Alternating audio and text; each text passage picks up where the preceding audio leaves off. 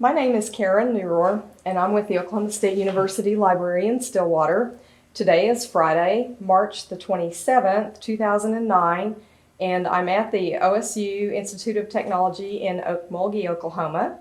And I'm here today to interview Kelly Kerr, who is an instructor here in the Visual Communications Department.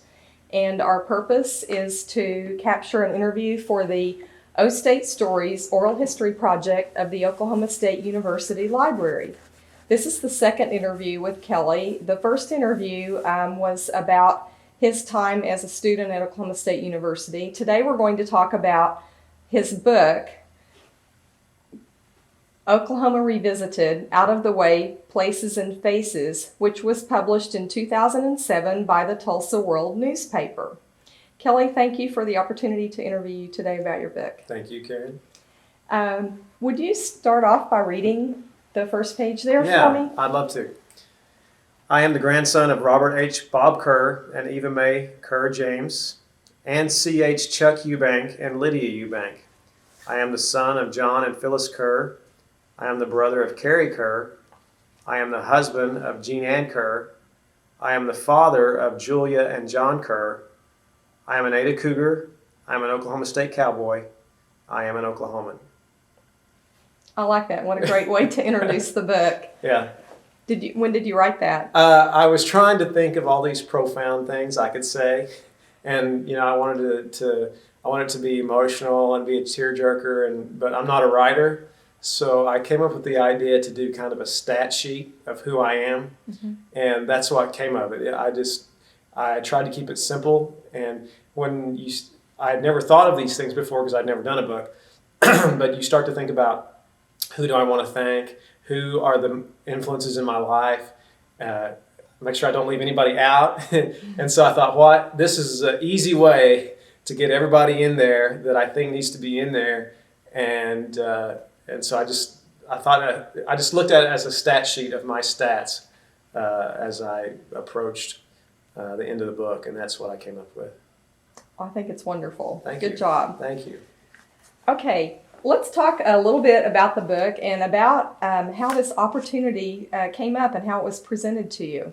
Sure. I was approached by the Tulsa World in 2006, that summer, and of course I had worked there many years, since '95, and they came to me and said, we're looking towards the centennial, and we're looking at projects that we would like to do for the centennial. And they said that we're thinking we'd like for you to do a book. Would you consider doing something like that? And right away, in my mind, I thought, wow, that was really the final frontier for me in my career. Is I always wanted to have a book of my work. And so I thought, this is the opportunity I've been looking for. And it didn't take me long to say, yeah, I would be really interested in that. And that's about as simple as it was. It was a crude process at first because we didn't have really any deadlines or ideas of what the book should be or be about. And it was really left to me to start forming those ideas and putting the plan together to create the book and start the book.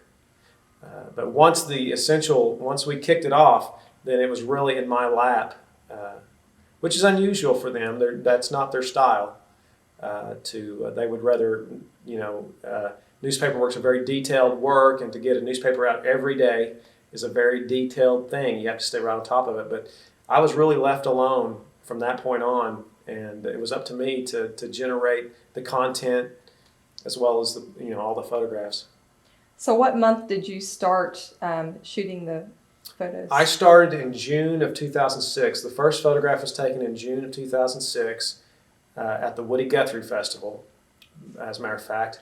And I didn't take any pictures for about another month after that. The first idea or the first thoughts were, and it sounds very naive now looking back on it, but I was going to shoot my regular assignments for the paper and then work on the book in the meantime. And I found out very quickly that just wasn't going to get it done. I needed to be unfettered as far as being able to travel and get to the places I need to get on the days I need to get to. I didn't need them to give me assignments and then something pop up in Ponca City that I had to be at, and then they would have to hustle and have somebody pick up my work. So I just said, listen, guys, cut me loose for a year and a half. Let me work on this, because, as always, my tendency is if I'm going to do something, I want to do it right, and I don't want to have to worry about anything else. And they agreed. They thought, yeah, this is to make a 300-page book, you're going to have to apply yourself, and just the sheer time of getting places and doing things and arrangement, and just the office work of putting the book together was enough to keep me busy, much less getting out and taking the pictures. So at that point, I said, yeah, I need to really get out and do this. Now, in between time, there were things that I was doing for the paper. We were pointing towards the PGA Championship at Southern Hills, and so I was the kind of the designated golf photographer. So during the book, I went to Pittsburgh, Pennsylvania, to the U.S. Open. I went to Chicago for the PGA, those type of things. I went to I was trying to remember what bowl game I went. I went to a bowl game. So I did things along the way for the paper, but for the most part, it was really dedicated to the book at that point. Well, that's very interesting. So that was about a month or so into the project? Yeah, I would say a month or 2 months probably. It kind of took me a little while to, at first I thought I could tackle it. Hey, I can handle it. I can build a book and do my job. And then I thought, no, there's no way. And then once I kind of talked to the powers that be, they agreed, fortunately. Okay, so how did you travel? Most of the traveling was done by rental car, and the guys at the rental car place in Tulsa got to know me very, very well. And I would just call, and they would have the car ready for me. A lot of times, if the trip was immediate and I just had to get in and go, I would take my own vehicle. Some I did. I have a friend that has a helicopter, and he was more than happy to to give his time and his resources to the book. And so I did a lot of flying with the book as well, which was very helpful to get to places. And so those were really it. But rental car was most. I spent a lot of time in a rental car during that year. Did you log how many miles you traveled? I should have. I had it down to. It came out to be slightly more than 52,000 miles at the end of the day.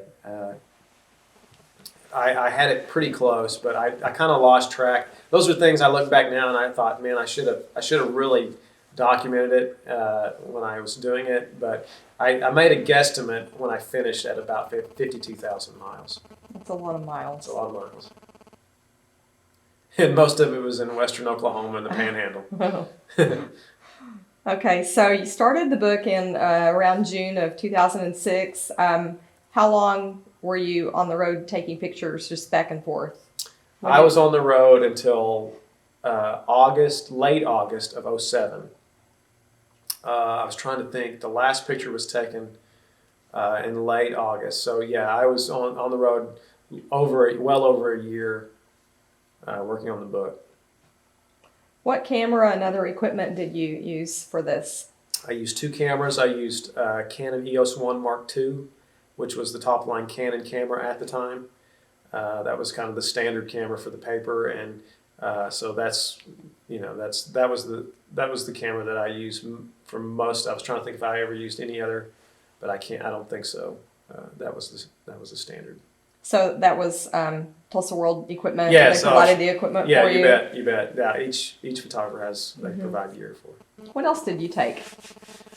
Music, obviously. I don't go anywhere without my iPhone, and then I have an iPod with me as well. So music, obviously. That's a really good question. A lot of times, though, it's just me and my cameras, and change of clothes maybe.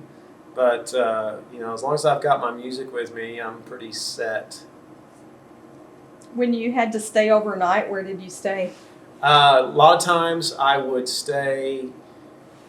It's really I would try to stay. I thought about this a lot. This was not something that I just said, well, give me the local Motel 6. I tried to stay at establishments that were true to whatever place I was going to. Like when I did the section on Route 66 in the book, I made it a point to never leave the route.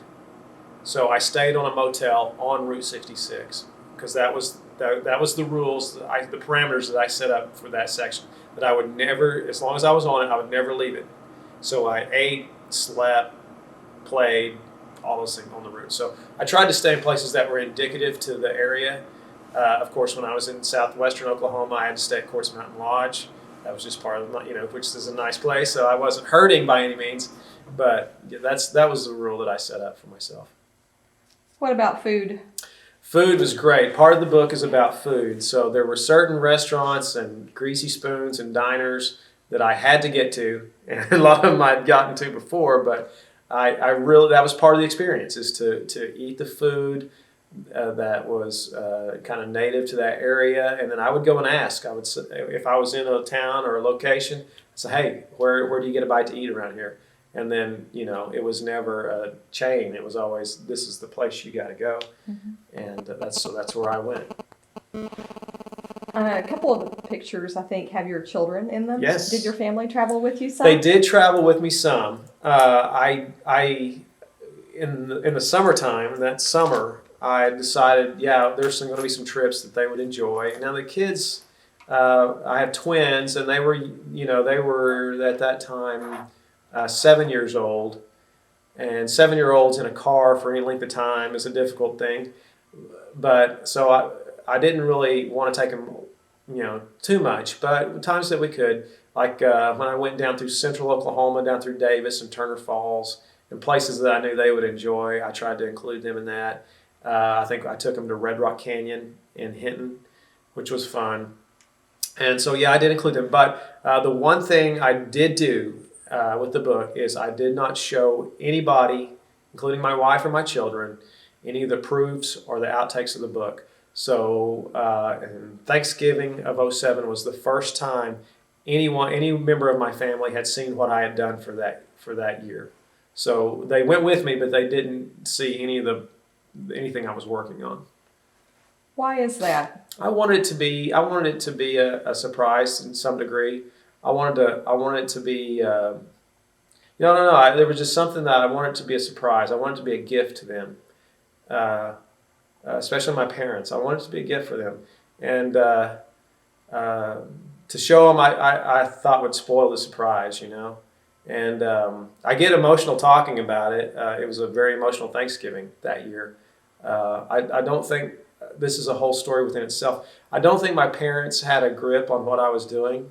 Many times throughout my career, I would tell them I was going to do something or go somewhere, and it would just kind of be like, okay, or I actually worked in London back in 2002 or 2001, and for me to go overseas and work, that it didn't really hit them until I was over there and gave them a phone call, and it finally hit them, and I think they just, in their minds, they figured I would walk in with a little paperback thing, and just hand it and go, here you go. But for me to present a book that's hardback covered, 300 pages, that has an ISDN number, that is in the Library of Congress, it's a real book, that really, I think it took them back a little bit, and that was fun for me. That's part of the experience. Mm-hmm. And I wanted that. I wanted to experience that. I wanted to have that gift to give to them, and my wife and family too, because this will be a legacy. It will outlive me, and hopefully that my children's children will look at it and enjoy it as well. That's part of it. And so you start thinking, and that's part of what doing this did, was it made me think in those terms of beyond my lifetime, and that my abilities and my gifts. So somebody in my family will be able to see what I did, and how neat that is going to be, because I look at my grandparents and great-grandparents and what, I think that would be really cool to have something like this from them. So you start thinking in those grandiose terms when you start doing stuff like this. Was that a mind shift somewhere early in the process? Late in the process. First in the process, I'm just hustling, mm-hmm. I'm just doing it, and I'm not thinking about it. It was more of a day-to-day, kind of like I approach my job.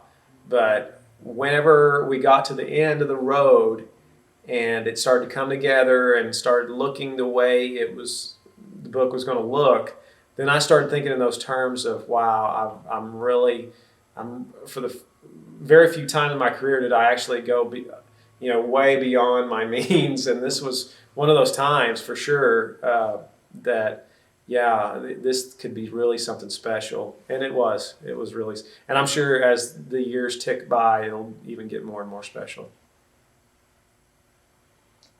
Do you have any favorite memories from the road? Any particular Oh, sure. stories that stand out? Did people stop you and say, "What are you doing?" Yeah, a couple of great ones. One of the greatest trips was the Panhandle. I did the Panhandle in one chunk, and I didn't know how long I would be out there because I didn't know how long it would take me. So I traveled out with the intention of I might be there 2 weeks, I might be there 2.5. I don't know, just however long it's going to take me to cover the Panhandle.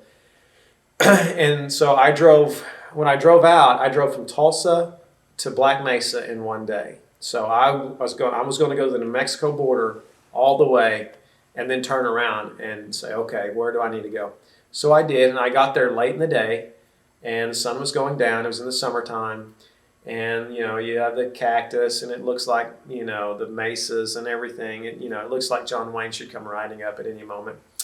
And so I'm taking these pictures of flowers and cactus, which is not my forte. I have to have a warm-blooded creature in my pictures to make it that's just me. And so I drive around Black Mesa, and there's these 3 guys on horseback herding cattle. And I said, okay, that's my opportunity. So I drive down, and I say, hey, guys, how's it going? And they get off their horses, and they say, what are you up to? And I'm talking, and this guy's like, yeah, this is my place. And I said, can I take your picture? And they're, oh, yeah, sure, no problem. And they go over in front of Black Mesa, and they pose like they're the Backstreet Boys. I mean, they got into it. And they're all 3 carrying guns, holsters, guns, the whole 9 yards. I mean, they were the real authentic deal. And I thought, oh, I'm really on to something here, And that whole trip through the Panhandle was just exactly like that. I went to Hooker, and I said, I've got to shoot a picture in Hooker. That's part of the drill. So I'm in Hooker, and I'm driving around, and Hooker is just a small, western Oklahoma farm town. It's got the grain silos. It looks like every other town over there. And I'm like, man, I've got to find something special. And, this just the name. I mean, it's such a, thing, to talk about Hooker, Oklahoma. And so I drive to the football stadium, and there's 2 little old ladies walking around the track, getting their evening exercise. And so they've got the little hair nets on and the whole thing, And so I get on the other side of the track, and they don't even see me. I'm shooting across, and you can see the Hooker Bulldog sign on the press box, and you can see there's a tumbleweed actually stuck on the field. And they're walking across, and so after I take it, I walk up to them, I introduce myself, tell them what I'm doing. They say, oh, that's interesting, blah, blah, blah. I get their names and talk to them a little bit and have a nice little visit for about 5 minutes. And they turn and walk towards their house, and I go to get back in the rental car. And they turn around and they go, young man. And I say, yeah. And they say, now remember, Hooker's where we're from. It's not our occupation. And I thought, how many times have they must have told that to, a joke, it's got to be a running joke, So things like that, those stick out in my mind. I'll never forget those memories. Mm-hmm. In the previous interview that we did, you expressed how much you love music, and you've touched on it here. Sure. Did you listen to any particular kind of music as you traveled? Any particular radio stations? Was it? Well, I thought it was really great. You get in the Panhandle and you hit the seek button on your radio, and it just rolls. It never stops. And I thought that was quite amusing. So I got a lot of entertainment out of that. I love talk radio too. I love local talk radio, and so I listen to a lot of that just for entertainment value. And but I was trying to think. That's a good question. If I was listening to anything in particular at that time, man, I listen to so much music that it all kind of blends in. Modern and oldies? Oh, sure. I mean, some of my favorite. I grew up, and this is kind of getting off the track, but in my iPhone or my iPod, I mean, I have Ray Conniff, Lawrence Welk. I grew up on all that easy listening, 60s, 50s music that my parents listened to. I still do. As a matter of fact, the Lawrence Welk shows, and this is another story altogether. The Lawrence Welk show is one of my best freelance gigs that I do.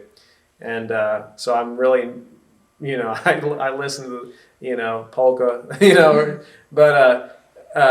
but I'll tend to listen to about anything. And I love Western swing music. I grew up on that. Anything by Bob Wills is A-okay with me. And then I can listen to the Flaming Lips, and I can listen to anything modern today. I can't say that one particular genre of music, but I do enjoy, everywhere I go, I try to pick up on some local talk radio, just to kind of, I find that fascinating. Mm-hmm. So. Okay, great. Okay, I'd like to know a little bit about your organizational process. You were on the road for so long, Mm-hmm. and the book states that you took over 38,000 photos. 38,136. So, how do you organize that many photos when you're doing a project like this? Well, it's hard. It's difficult and easy. What I did was every time I would go out, I would shoot everything, and then I would come back and I would do a rough edit, which means I would kind of know what I had to begin in my mind. And then I would go through and edit my shots, and then I would pick maybe 10 to 15 shots from each little thing, and then I would put those in one folder, and then I would dump everything else in a hard drive. So as I went, I had a kind of a rough edit. Now, by the time I finished shooting the book, I had a rough edit folder that was pretty substantial, mm-hmm. that I had to kind of weed through. Now, the difficult part in that, so I had everything I shot in one external hard drive over here, and then I had a rough edit. Now, once we sat down and started editing the book, then we had to go through those and find those ones. Now, the hard part was, the very difficult part for me was, I went back and I thought, man, what if I didn't really get the shots I wanted in that rough edit folder, and there's something sitting over in that hard drive, some piece of magic that I missed out on. And I found a couple.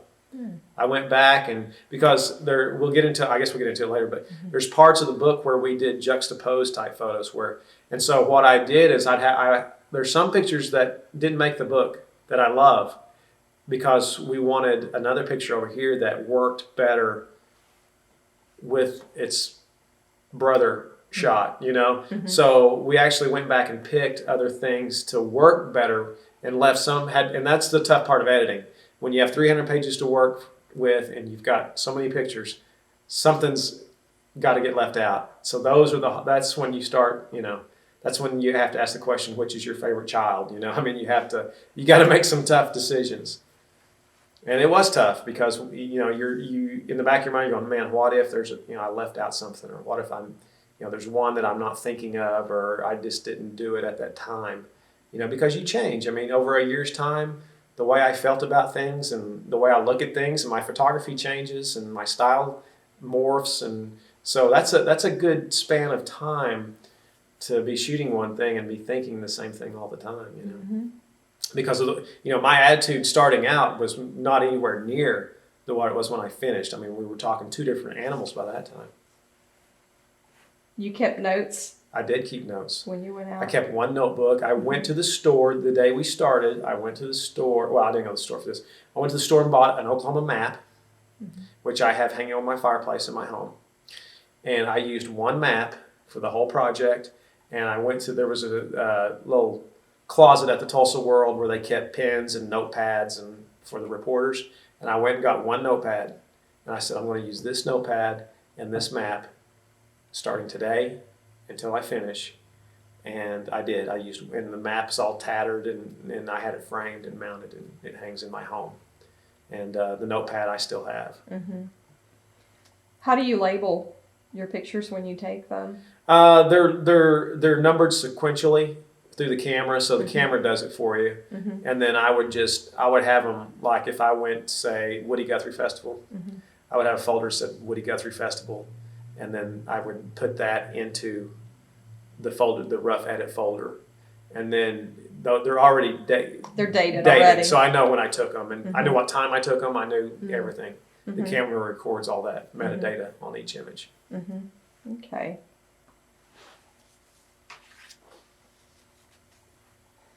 What about all those photographs that are not in the book? Do you have any plans for them? You're not the first to ask. I could do Oklahoma Revisited if I wanted to. If somebody wanted to come along and do that, I could do that. I've thought about doing maybe a multimedia piece with all of them. But yeah, the hard drive is still at the Tulsa World. Mm-hmm. It's locked away, and of course they can do whatever they own it, so they can do whatever they want to with it. But it has, people have asked, where are all the other pictures, and a traveling road show. I mean, there's been lots of ideas tossed out. At the time I finished the book, I was like, I don't want to even talk about it. Well, so when you travel now, after having done this project, do you find yourself thinking that you need to stop and Sure, take photographs? sure. Do you do that? Absolutely. Do you? I did it just last week. I drove to Lake Altus to Quartz Mountain, and we took Route 66 to Oklahoma City, and we stopped along the way. And I'm shooting video now. Video is kind of my thing now. I've kind of shifted gears. So I was shooting a lot of video, and but some of the things that I had taken pictures of, I go back, and I have people call me now. I have friends call me saying, "Hey, I'm going to be in such and such town. Where do I need to go eat? Or how do I get there?" I get those phone calls all the time. So that could be another book too. Yeah, I'm a walking Oklahoma roadmap, so if they want to know how to get somewhere, they call me. Okay. Anything else come to your mind about the travel or the organizational process before we move into the next area? No, it was just a great adventure. I that's the only word that I can come to mind, is it was just a massive adventure across our state. And when I started out, I thought I had this really grand scheme, which is really ridiculous now.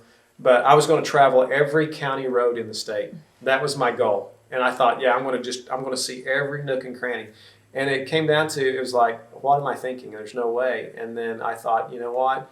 I'm just going to go where I can go, and the book will be there at the end. Mm-hmm. I just need to do it, and the book will produce itself. And once I kind of settled down, so was that a little frustrating? Yeah, at times, because I thought, man, I've got a lot of work to do. Mm-hmm. And then after that, I was like, that's a little too much. I need to kind of just relax. And whenever I did that, it was kind of neat, because I kind of just said, okay, let's just cool our jets a little bit here. Mm-hmm. And as soon as I did that, man, it just started. Then it really started clicking, and because my book is not this book is not a Chamber of Commerce piece. It's what I consider Oklahoma to be.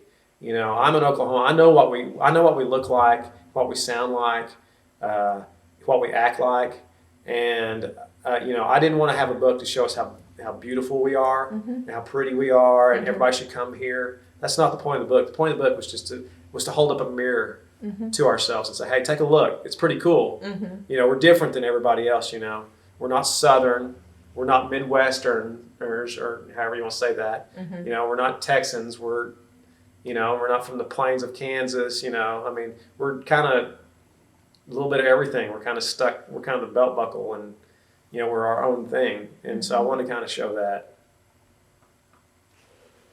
Okay, now we're going to get into the creative process a little bit. Going to explore your creativity, mm-hmm. which is probably not going to be easy to do. And the process of shooting the amazing photos and how this all came together.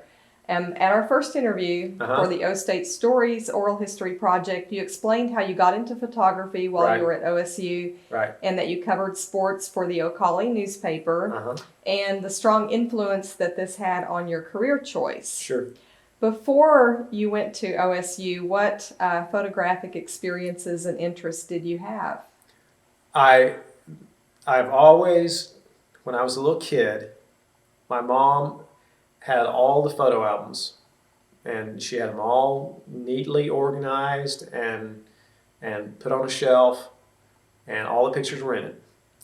And I would go through those things and peruse them over and over and over and over again.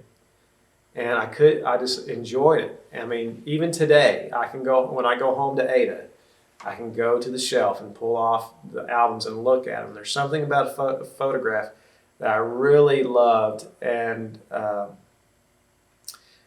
in high school, I had no intention of doing this as a career. I mean, even in college, I said that. But I love to take pictures. There was something about capturing a picture with that piece of equipment. You know, I can't remember what photographer, some famous photographer said, you know, you click the shutter and something in your heart like palpitates, you know, and I know what that feels like. And I just enjoyed photography, and it was like I thought it'd be like a cool hobby maybe or something. And that was it. That was really the start of it. And there's really no explanation. It was just, for me, it really is a creative outlet because I can't draw and I can't paint, I can't sculpt, but I can take a picture and I can make a camera do about anything I want to do. So that's my outlet. That's how I get it out. Did both of your parents take the photos that you saw in the albums? No, my mom took a lot of them. Dad didn't take any. But in the albums, there were like family photos from way back, so there's no telling who took them. But just the fact that, you know, all these pictures, I think looking back on it now, all these pictures had people in them. I think that had a big effect on me because that's my thing. I'm not really good with photos that don't have anybody in them. But if you put a red-blooded person in there, I'm good to go. Were you a creative child? To a degree. I wouldn't say I was like just always doing art. Like art wasn't a big subject for me or anything like that. But I think that I always thought creatively, and I was always a good idea kid, and I was always very imaginative, I think. Looking back, you know, I was always creating places to play, and you know, I would take you know all the quilts out of the closet and make a fort, and stay there for a week, and those type of things I was really good at. I wasn't big on like taking some construction paper and some Elmer's glue and some scissors, and that wasn't me, but I could imagine stuff. I think is a better way to look at it. Was that nurtured? That was nurtured. My mom is a very creative person. She can draw and sew and those things interest her to a great deal. My dad is very analytical and very structured and very is very meticulous with his hands, and he in engineering and machining, and he can create that way. He has the entire Colorado Midland Railroad in our home that he built from scratch, and that's talking about little pieces and building the engines. And he can look at a photograph from the 1800s and recreate a building, or and I can't do that. That's like I just go nuts, because my attention span. I can take a picture. Yeah, I can hang in there for about 250th of a second, or whatever my shutter speed is, and then as soon as it's over, I'm like, okay, on to the next thing, So yes, to my parents, I do get that from my parents, and I've seen that in my daughter. My daughter, I have twins, and my daughter is very creative, and cannot get her hands on enough paper to draw enough. And my son's just the opposite. He's got to have all the boxes and everything's got to be organized, and he doesn't find the same enjoyment from create. So I can see that in him. There's a whole right brain, left brain thing.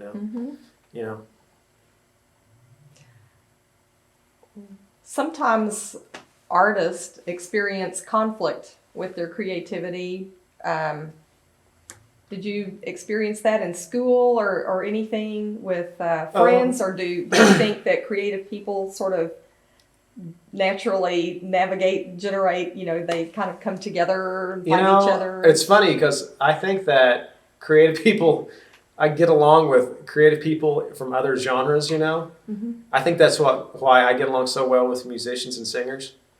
But I think that you get a lot. I think it's rare that you get like a lot of photographers together. And if they're there together for more than a day, then everybody starts to kill each other. And same things with musicians. I guess that's why so many bands break up, But I think it kind of crosses artistic tables, So that's why I can get along. I can talk with musicians or artists or sculptors or whatever. It's funny because we try here at school. We try to get the students. We do a lot of teamwork projects and collaboration projects, And some kids handle it well, and some it just drives them bonkers. And I can totally understand, because some kids want to take over and control. I'm like that. I see my vision, and this is the way it's going to be. And if it's not, then somebody else take care of it. So. Okay, this project sounds like it was very open-ended. Did you have any prior experience with developing and conducting a creative project, probably at this scope? Not at this scope. Smaller scope? I mean, yeah, I did tons of projects at the Tulsa World that were week-long projects, or as a matter of fact, the longest project, well, I'll take that back. Before this the project I did before this was I spent 6 months going over Oklahoma shooting World War II veterans. And that was a 6-month project, and or a little long, about a 9-month project, 60 portraits of 60 World War II veterans, which was miniature in scale to this. But yeah, I've worked on projects that are not just a daily newspaper thing, that are more, but nothing like this. This is a different animal altogether. And it's kind of funny. I look at it now, and probably my naive approach to it probably helped me, because if I would have known what I was getting into, I probably would have fretted more over it as I was doing it. But just going out and doing it, it probably freed me up just to look, hey, cool book, all right, let's do it. And, looking back on it now, I'm like, oh man, I did it so much differently, and I probably wouldn't enjoy it as much as I did. What would you do differently? Well, I would be more organized probably, and I would. That's a really good question. I haven't thought about that too much, but just organization, and what do you mean by that, organization? Well, just knowing where I was going, when I was going to do it. Because a lot of times it was just shoot from the hip type stuff, and there were certain things that I missed along the way. I wanted to get the prison rodeo in the book at McAllister, and I missed it by a week just because I didn't pick up the phone and call. And it would have been. I would love to have the prison rodeo in my book. I mean, it'd been fabulous. Little things like that. Okay, so how did you prepare to do the book? Did you read anything in particular to get ready? I didn't read anything, but what I did is I worked the phones like a madman. And there are several people. I think we've already talked about Michael Wallace. But I called Michael, and then I used the Oklahoma Historical Center to a very big degree, and they were kind enough to meet with me several times. And who did you meet with there? Who's the director? Bob? Bob, yeah. Blackburn? Bob Blackburn. As a matter of fact, I kept his, and I'm embarrassed that I didn't remember his name, but Bob drew this picture here of Oklahoma. He sat down we sat down at his desk, and he took scratch pieces of paper and he drew out the state of Oklahoma. And he said, okay, railroads and highways, and okay, oil and cattle. Okay, cities. And this one is, he talks about Muskogee. He draws lines through Muskogee. The Texas Trail, which is Highway 75, 69, ran from the top of the state through Texas, through Dallas and on down. That was called the Texas Trail. And then the Arkansas River flowed through Muskogee. So Muskogee was supposed to be our big city. And because of the waterways, the railroads, and all the roads ran through Muskogee. And that's what he was trying to show me in this sketch. And so I kept them, little things like that. And we put it in this little compilation page, and you can see his sketch there. But that's his little sketch of Oklahoma, which looks kind of like a cow. But anyway, now he was extremely helpful. And then him just getting me in certain places, he was kind enough to call me. They had, for the centennial that year, they had a reception for all the living governors in the state. And he thought enough to give me a phone call. And I thought, yeah, I'll be there. And got a great shot. I actually shot a picture for the newspaper, and it was a shot of them, all prim and proper, and and then I let them, and I sent that one to the paper for the next day, for the next day's paper. And then I waited, and then they started him-hawing each other and joking, and then I shot that one, and I saved that one for my book. So I wanted something a little more casual for the book, and that's what made it into the book. Little things like that. That was a big help to me. But I really wanted to pick the brains of people that really knew Oklahoma, and I didn't necessarily want to read about it. I wanted to hear it. I wanted to hear it and let somebody say.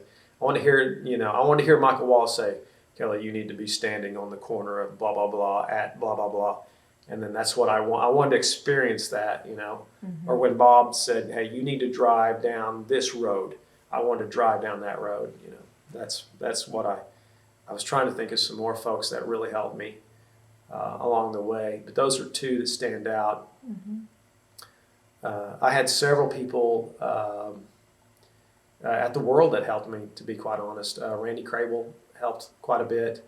I really tried to use the people at the World that were in the know. I used our Native American reporter, S.E. Ruckman. She helped me quite a bit just to get contacts and to call people and to fill people out for where I need to be and at what times and those type of things. So I used I used the Tulsa World, the resources we had there a great deal.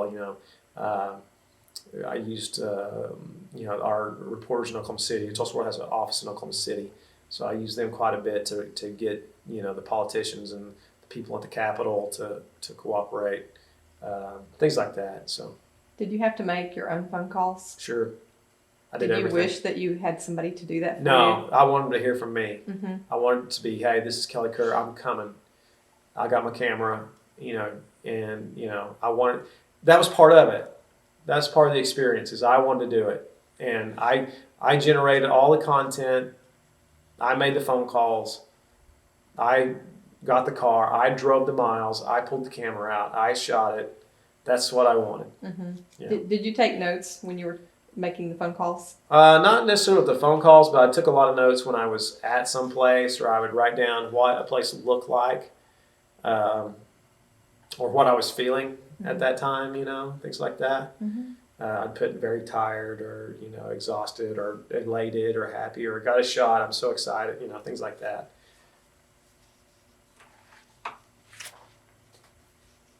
Talk about Michael a little bit. We talked when you were at OSU for the OSU Authors Mm-hmm. event, which was in February during Research Week, and it was Right. actually during the creativity part of Research Week, which was really cool that you came over for that. Right. And you were sharing some stories about Michael in the book, and but we don't have those on tape, so that would be great to have. Michael Wallace. I love Michael Wallace. When he speaks, time stands still. And he was so generous to me. And I think it established back when I took his photograph several times for the newspaper. And we kind of hit it off, and he appreciated my skills, I think. And obviously I appreciate his skills. And I just knew he would have something for me, something more than I could get out of the travel magazine from Oklahoma or whatever. So I called, and we had several conversations. I called him from the road several times, and I have a whole section in the book about graves. And I got on the phone with him, and he said, "Kelly, if you want to really get a nice slice of this thing they call Oklahoma, find out who's buried here." And I went, "Okay, great." And so he gave me, he said, told me, he said, Ma Barker and her boys are buried up in Blue Jacket, and he drive down Country Road 35 and then turn to the west, and the sky will hit you, whatever, and then have a chicken fry, blah, blah, blah, And so I did exactly as he told me, and it paid dividends, big time. And then I would call back and share with him about my experiences. So I kind of fed him as I was doing it, and so that was great. And then I included him in the Route 66 section of the book. I took a portrait of him in his office in Tulsa. And then there were several sections of the book. The Route 66 section, obviously, it was so interesting about that, because I thought what we did. Here's what I'll have to start from the beginning. Mark Brown, the guy that we need to talk about, he designed the book. He and I sat down together. I said the Route 66 section of the book was the last thing I photographed for the book. And I told Mark, I said, "Mark, you're coming with me. We're going to do it together." He said, great, because he's totally into that thing. And Mark has a pretty good handle on Oklahoma as well, and he's a great writer and designer, and has done a book on Grant Hastings, who invented Hasty Baked Grills in Tulsa back in the 30s, and loves Oklahoma-ish type things. And so I said, let's do it together. You know, Thelma and Louise, we're going to hold hands and we're going to go off the cliff together. So we drove up 44 into not quite to Joplin, but then turned around at Baxter Springs, Kansas, and pulled onto Route 66, pulled off the side of the road, checked our watches, hit the odometer, said, okay, here we go. And we drove down together. And going into it, I thought, okay, we're going to have a lot of old signs and old hotels and greasy spoons. But it wasn't about that. It was about the people of Route 66. And that made and the characters. We got to Commerce, Oklahoma, and this big guy walks in, greasy shirt, and we sit down and start talking to him. And we were in the little hamburger shop in Commerce. And the guy had just been elected mayor of Commerce that morning. And so we're like, you know, it's too good, it's too easy, you know. And then we drove all the way across the state. We stayed on the route, like I said, went all the way across the state, and then we get to Eric, and we run into Harley Russell, this guy. He's with he and his wife have a store there, and they're friends with Michael. And Michael, oh, he's an old scallywag, you know, and the whole deal. And sure enough, we walk into their store in Eric, and he's holding court with a room full of Norwegian bikers, and they're eating peanut butter and jelly sandwiches and drinking whiskey. And Harley has a bag of Lay's sour cream potato chips, and I have a picture of him, and the moment, you can see it in the book, he's holding them, he's walking towards me, there's Norwegian bikers behind him. I shoot the picture, he walks up and kisses me on the cheek, and I've got potato chips all down the side of my face. And I turned to Mark and I said, I think the book is done. Let's go home. And so we went home, and I called Michael, and I said, Michael, you're not going to believe this, but we found Harley. Oh, you found Harley. Well, you know. And so that was the last hurrah of the book. And I said, I can't do any better than this. So, yeah, those are the really good ones. But it's always about the people. The places are great, but the people are better. Now, I don't even know why we started with the question, but that's where it is. Oh, that was great. That was it's okay. You know, we can go any direction here. Okay, now we're going to get into the introduction. Okay. Section of the book. Sure. So if you want to turn to that. I can turn to that. Let me find it. Will there be homework afterwards? No. Will there be a test? Because no. I'm not for sure if I can pass. I spent a lot of time developing these questions. Well, yes. Good. At least somebody did. All right. There it is. Okay. Sure. Okay. Yeah, and there's Harley right there. Yeah. Holding a Norwegian flag on Main Street of Eric, Oklahoma, waving at Norwegian bikers. Okay, there you go. There's Harley. Okay. There's Harley. All right, so from there, we're going to move into this. One of the things that struck me about the book when I was trying to step back from, looking at the pictures and seeing how it was put together and everything, was that the introduction is on pages 18 and 19 of the book. And that is a little different placement from most books. So could you talk about that a little? Absolutely. The goal was, since I had control of the situation, I wanted to be a photography book. And the original plan, what I told the world, is I want photographs and cut lines. Each page to be, we first started and there was going to be like maybe 6 photos on one page, and then maybe 5 on this one, and then maybe 2 on the next one, and then cut lines. And I was like, no, I'm not going to do this. I want big, beautiful photographs. And so as you go through the book, for 99.9% of the book is 1 page, 1 photo, 1 page, 1 photo. And then we wanted some information at the bottom. We were very careful because some cut lines are just very short. Depending on how much explanation was needed, that's the information we gave. We didn't want to write. We wanted people to form their own ideas about what they were looking at. But there were some pictures that definitely needed some explanation. But we did need some kind of, hey, this is what this thing is all about. And Randy Crable, who is a writer at the World, longtime writer at the World, fabulous writer, great guy. Again, another guy that's in tune with Oklahoma. We handpicked him to write the intro. I didn't want to write the intro. I wanted a writer to write it. Mm-hmm. But what we did is we went back into a little closet at the Tulsa World, and he said, after it was all done, this was written after it was done, and he said, tell me about your experience. And I told him how I felt in my heart. Mm-hmm. And it didn't take 10 minutes. And he said, I got it. And the next day, he emailed me this copy and said, tell me what you think. And to be perfectly honest, I was so blown away. I cried for a while. And then I actually showed this to my wife, just the copy. I just sent her the copy, no pictures. I forwarded it to my wife and said, read this. And she goes, what have you been up to? And she cried. Mm. And I was like, okay, I think it'll work, you know. And Randy, I will brag on Randy. If you read this, it is the most outstanding hunk of Oklahoma literature you'll read. And I swear with a stack of Bibles, he wrote it off the top of his head. There are things about Oklahoma in here that the common person will have no clue. I mean, he basically spells out the history of Oklahoma, weaving my history into it, and then talks about, I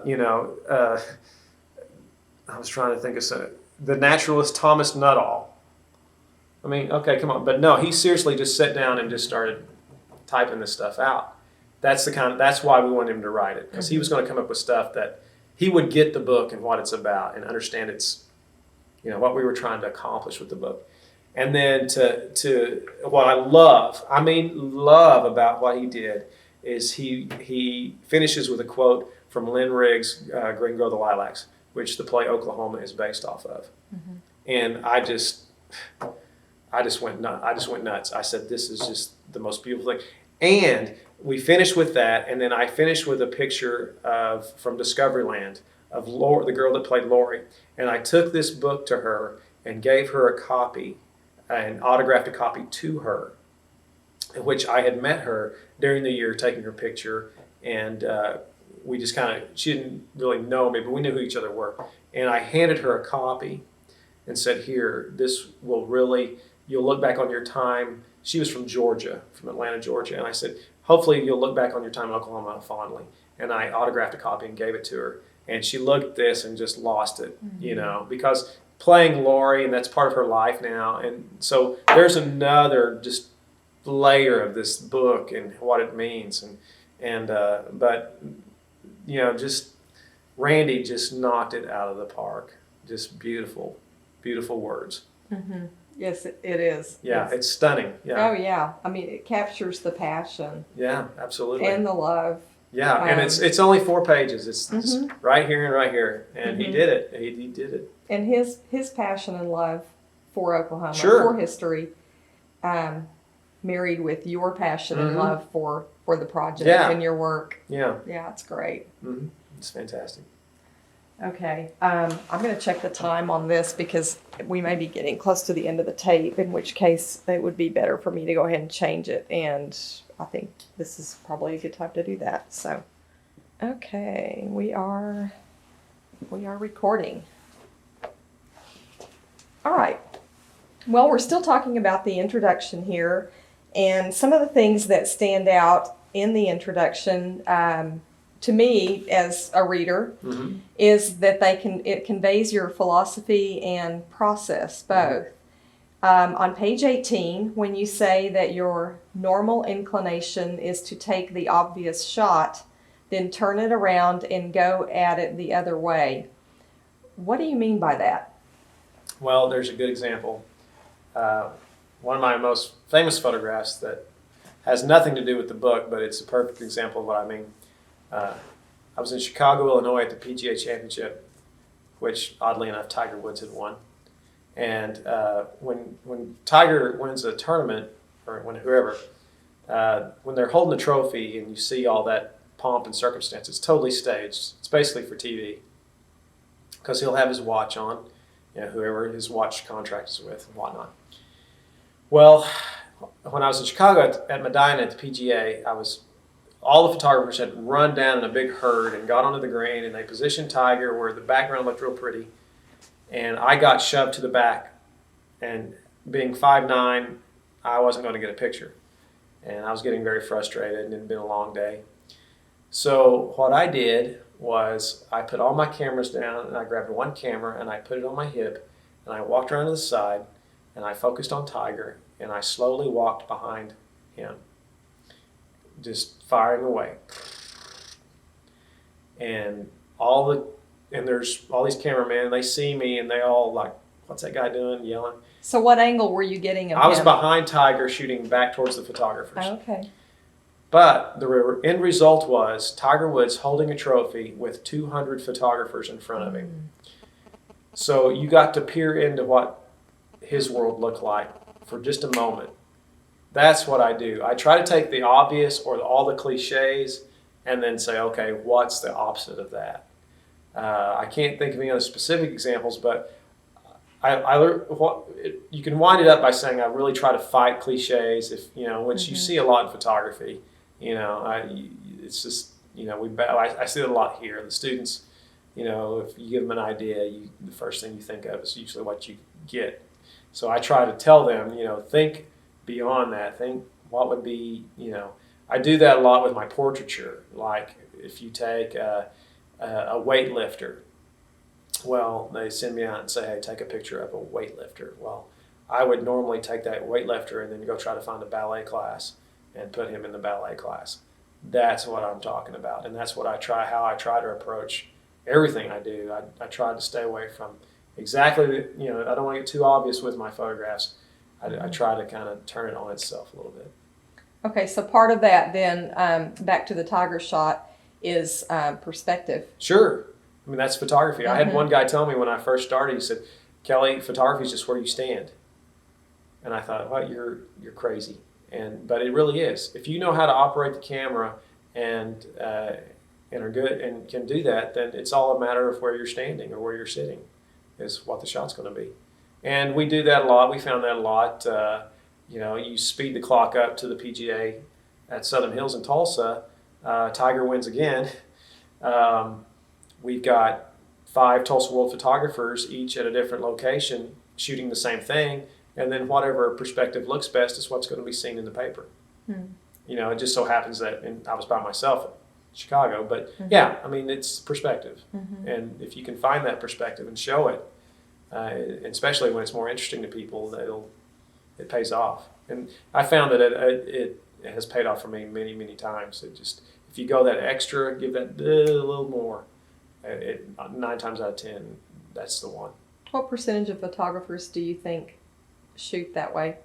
Any 50% or no, less than that? Way less. People aren't trained to do that? I don't think so. I think it's here.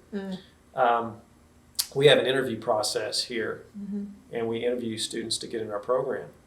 And I tell them up front, we can tell them all kinds of things about the program. You're going to do this, you're going to do that, blah, blah, blah. I don't really care about that. And I tell them, I say, I don't care how much photography knowledge you have. I don't care if you've never picked up a camera, and I don't care if you've been handling a camera since you were 5 years old. That does not concern me in the least. I can teach you how to take a picture. What I'm concerned about is what's in here. Do you have that drive and that motivation and that passion for the craft? If you do, then I want you. And you're going to be great. And you're not going to give me the excuses, and you're not going to do this, and that's what it takes. I don't, when the chips are down, who's going to deliver the mail at the end of the day? Who's going to haul it? Who's going to get that shot that nobody else is going to get? And it's a rare thing, I mean, that's what separates the wheat from the chaff, How did this approach develop in your work? It's built within me. I mean, I just don't settle. I never have, and hopefully I never will. I do that in basically in everything I do. It kind of gets me in trouble sometimes, because I always want. I want the best. And, I want that one shot that nobody else has, or that shot that makes people go, or whoa. And I do that in class. We do critiques of work, and if somebody throws a picture up on the monitor and the class goes ooh or ah, I'll go hold it, wait, and I'll tell that photographer, remember that sound, remember what it feels like.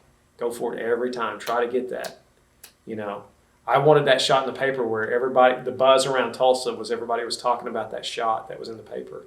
Mm-hmm. And I had people tell me, and I'm not trying to be braggadocious about it, but people would tell me that, hey, I don't have to look at your credit.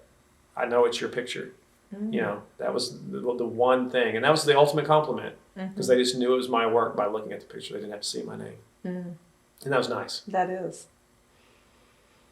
On page 19. Page 19, oh, here we go. Mm-hmm. You talk about that almost no one turned down your request for a photo, and that everybody was curious about what you were doing. Mm-hmm. How did you explain this project to them? Well, part of that the thing that nobody turned me down, I think, is just Oklahoma. Mm-hmm. That's our state. We're a bunch. I said it a million times, but we're a bunch of folks. We're just nice people, and I know that sounds like a cliche, so I just kind of turned my own thing around on myself. But it was true. 99.9% of the book, anytime I put the camera up and tried to take a picture, people were like, "Yeah, okay, fine," And then they'd go, "Hey, what's going on here?" And I'd be like, "Well," and then I'd have to explain, especially the farther away from Tulsa I got. If I'm in Watonga or Weatherford or Sayre or Gotebo, I'd have to go, okay, I work for the Tulsa World, and here's what I'm doing, and this will come out in blah blah blah, and here's what we're going to do. And they'd go, oh, okay, yeah, all right, fine.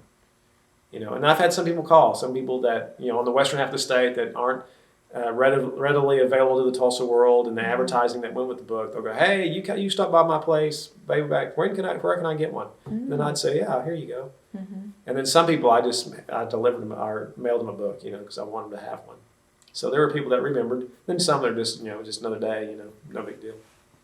So did the Tulsa World give you like freebies to give away? Oh yeah, things like that. Yeah, I've handed out quite a few. So we actually had that. We sat down when the books came in, and we tried to sit down with a list mm-hmm. of people I wanted to give books to, mm-hmm. and they allowed me plenty to give, which was nice. What is the print run? How many are they doing at a? Today I don't know. The first run I think was 5,000 or 10,000 was the first run, and then I don't know. Don't know the plans today mm-hmm. since I'm away from them. Mm-hmm. When you were talking to people, explaining the project to them, and people were receptive mm-hmm. to this, was there anything in particular about your personality, you think? I think so. Enabled you to be able to Absolutely. do that? Absolutely. As you can tell, I'm kind of a talker. And what I try to do, Karen, is I try to talk to them first. Unless I saw something that, wham, I got to get it. Mm-hmm. More or less, I try to just sit down. And like I said, I sit down around so many kitchen tables during this project, just chatting with folks, just talk, because I love it. Because I love that stuff.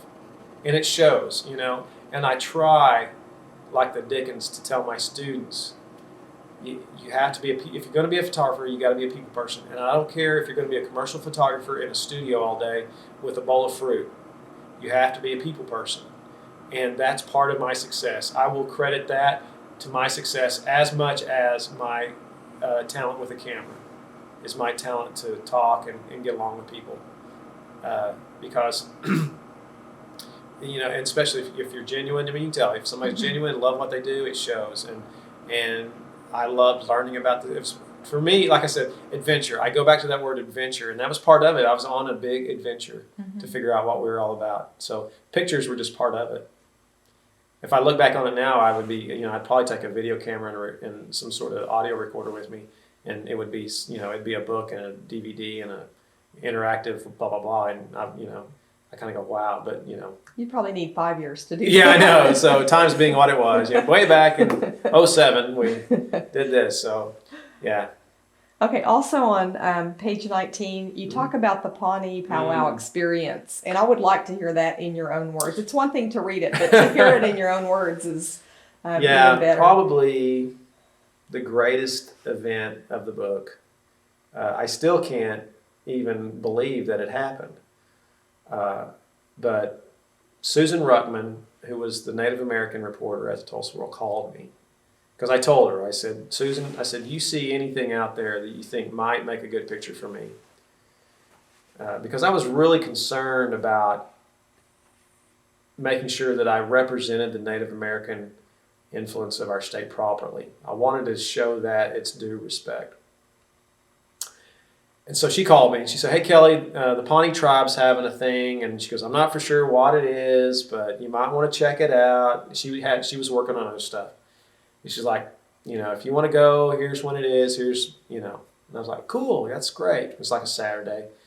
So I take off to Pawnee and I get there. And I mean, they have their little outside of downtown. You got to drive down and their little ceremonial areas down there. And I mean, it's packed out. Cars everywhere. And so I drive up and I just had my cameras, on my shoulder, and I was just going to kind of observe what was going on. It was really odd. And what it was, there's two Caucasian gentlemen sitting in the middle of the ring and people around them dressed in the full regalia, and they were doing the ceremony. And I was like, this is going to get really interesting, So I kind of started walking around and I was asking a few questions, and come to find out, the one gentleman in the ring was from Nebraska, and somehow over the years he had learned that his ranch in Nebraska was the land of the original Pawnee Nation, and he took it upon himself. He had made contact with the Pawnees before, and they had exchanged phone calls and some information, but come to find out, he lived on their land. He and his wife took it upon themselves to take the deed to their ranch and hand it back to the Pawnee Nation. Mm-hmm. And he stood in that ring and said, this is not mine, it's yours. Do with it what you will. And he gave them their land back. Now, oddly enough, I was the only media member of any type there. And I would think that something of this magnitude, if it were known properly, I mean, there should have been national media there for that matter. Mm-hmm. I just couldn't believe what I was witnessing. And they made him an honorary member of the tribe. And the deal they worked out is that he keeps his ranch. They're not going to kick him off. Mm-hmm. But if anyone wants their remains to be buried there from the Pawnee Nation, they can. Mm-hmm. Or any family members or any members that are currently buried, they'll exhume their remains and take them back, and they can be buried in their native land. Now, the picture you see here is a little Pawnee woman shaking this man's hand. And she's crying, and I take a picture of her shaking his hand, talking to him. And she walks off. I go over and grab her and say, my name's Kelly Kerr. I'm with the Tulsa World. I'm doing the book. Yeah. And she says, yeah. And she says, all I can remember growing up is my grandmother talking about the trip down from Nebraska to Oklahoma. I grew up with those stories. And I went up to this man and thanked him for doing this and how much it meant to me and my grandmother, who passed away many, many, many years ago. And I thought, okay, this is just so far beyond anything I've ever got into. And that's the good stuff. That's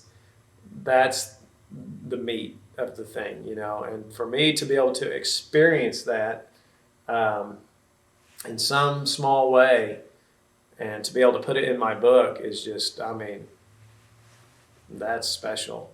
And that's what it was. And I just can't believe that, nobody was there to witness it, Mm-hmm.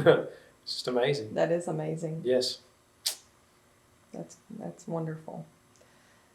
On page 20, mm-hmm. you say when you started, it's the little section where you wanted to tackle the world. Yeah. Would you read that little let me find part it there?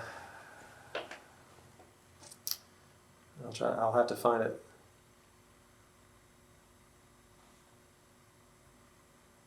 It might be right around the paragraph where I started getting all these. I'll have to find it. Maybe 2 separate. I'm not sure. Oh, okay. I started getting all these fantastic photos of all these little towns. And as they started to pile up, I thought, well, you could do a book of just about small towns in Oklahoma, which is might be my next book. Anyway, Kerr said, as a worthwhile idea as that may be, it was not the premise of this book. I had to figure out a way to start it and finish it. That's when we came up with the idea of doing the alphabet in Oklahoma towns. Small town Oklahoma from America to Zeb. That actually made it more entertaining for me to look at a state map and say, okay, I need a C town, and see a place called Cookie Town down by the Red River and say, okay, let's go down there. Let's go see what's down there, Kerr said. He invoked personal privilege to include Happy Land, the place where his mother was raised, and his grandfather's cattle auction barn in Roth. The rest were chosen more or less by whim. Some, like Ultima Thule, loosely translated as beyond the last known place, are literally off the map. Others are well known, if not exactly well visited. Slap Out, for instance. Should I continue? No, that's good right Okay. there. Okay.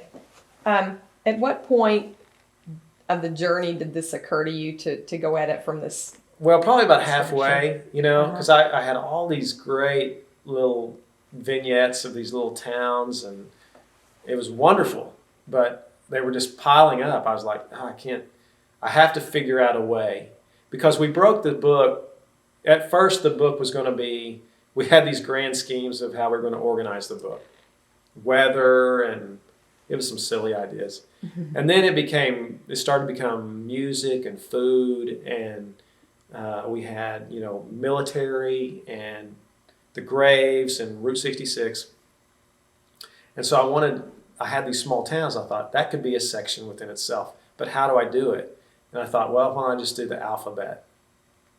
And so it was fun, because it was like, okay, I need this letter. Let me go see what would be good. And it was hard sometimes, because you had a couple of towns that were really, had some great, started with, you have Hooker and Happy Land, or whatever. And so, that was a dilemma itself. I had Happy Land, where my mother grew up, and I had Hooker. Well, both are great names.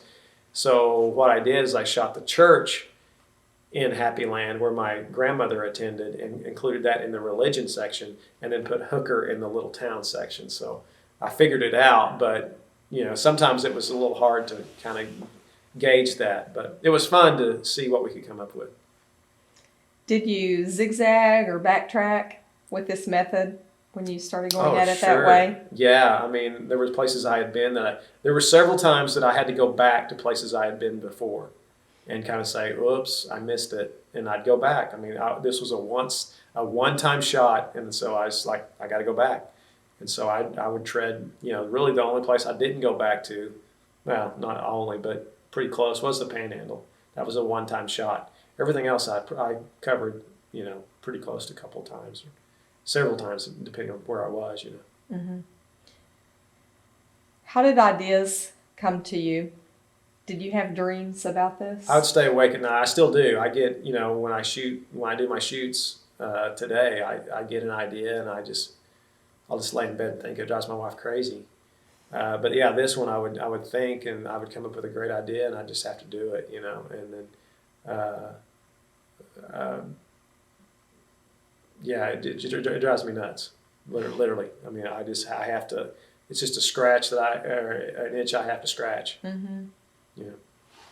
And I'll figure out a way to do it. No, I don't know. That's who you are. So. Yeah, it is. Yeah. I mean, that's my makeup.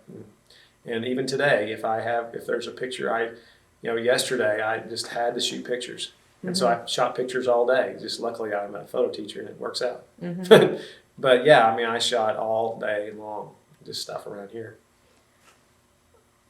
This is a little sidetrack here, but I've been doing this research project over the poet who lived in Lincoln and Creek counties. Right. And so coming down here to interview you in Okmulgee, I'm taking a lot of the little roads to come down just so I can feel her sense of place. Sure.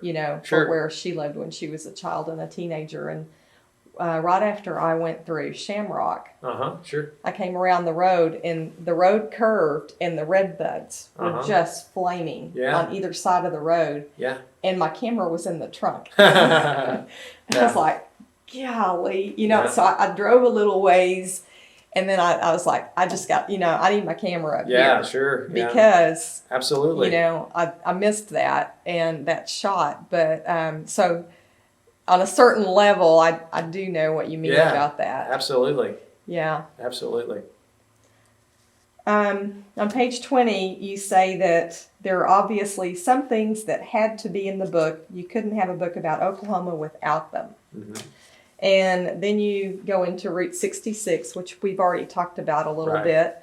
And then after you talk about Route 66, I think on page 21, you talk about music and your selection of musicians. And this was interesting. Right.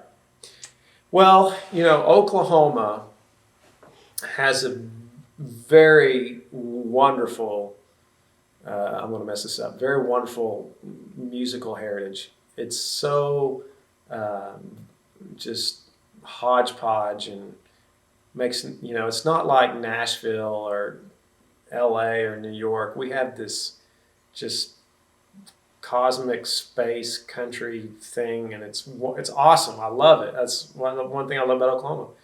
And so I started thinking, well, I love music. I'm going to put music in the book. It's going to be part of my thing. This is part of my life, part of my photography. And so I thought, okay, like Garth, Reba, Toby, you start naming the mega stars, right? And so I started thinking, okay, I'm going to go after I'm doing it. I'm Kelly Kerr, and I'm going to call, Reba McEntire's deal. And I don't care if she's in Hollywood. I'm going to go, And Garth's just up in Owasso, so I'm going to go get Garth. And then I started to think about it. I said, no, that's not my book. That's not this project. I thought, I need to go deeper. Once again, it's not the obvious. I've got to go beyond the obvious. And that's when Red Dirt and Western Swing and the Cain's Ballroom and Woody Guthrie, those type of things that are the heart of what our music is about, and the music that grew out of Oklahoma and is still growing. The flame, Leon Russell. I can't think of one single guy that has influenced so much music in the world than Leon Russell. You're talking about a guy that worked with the Beatles, or a guy that worked with the Carpenters. I mean, you can't get any more diverse than that. But I mean, there was a time in Tulsa where you could drive down 3rd Street and George Harrison may be riding his bike down the road to go see Leon at his studio because he's spending the week with Leon. Things like that in Oklahoma. I mean,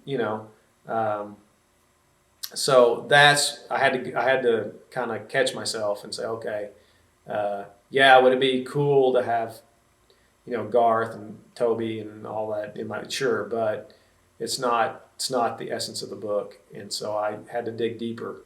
And we did some really nice things. Obviously, the Woody Guthrie Festival was an easy one, but I called my buddies in Stillwater, and we did a Red Dirt reunion photo at the farm where it started, and which was great. And luckily, like the Flaming Lips and bands like that just aren't, your everyday thing. But it goes beyond that. I went and tracked down Florence Burrow, who is a voice teacher at OCU.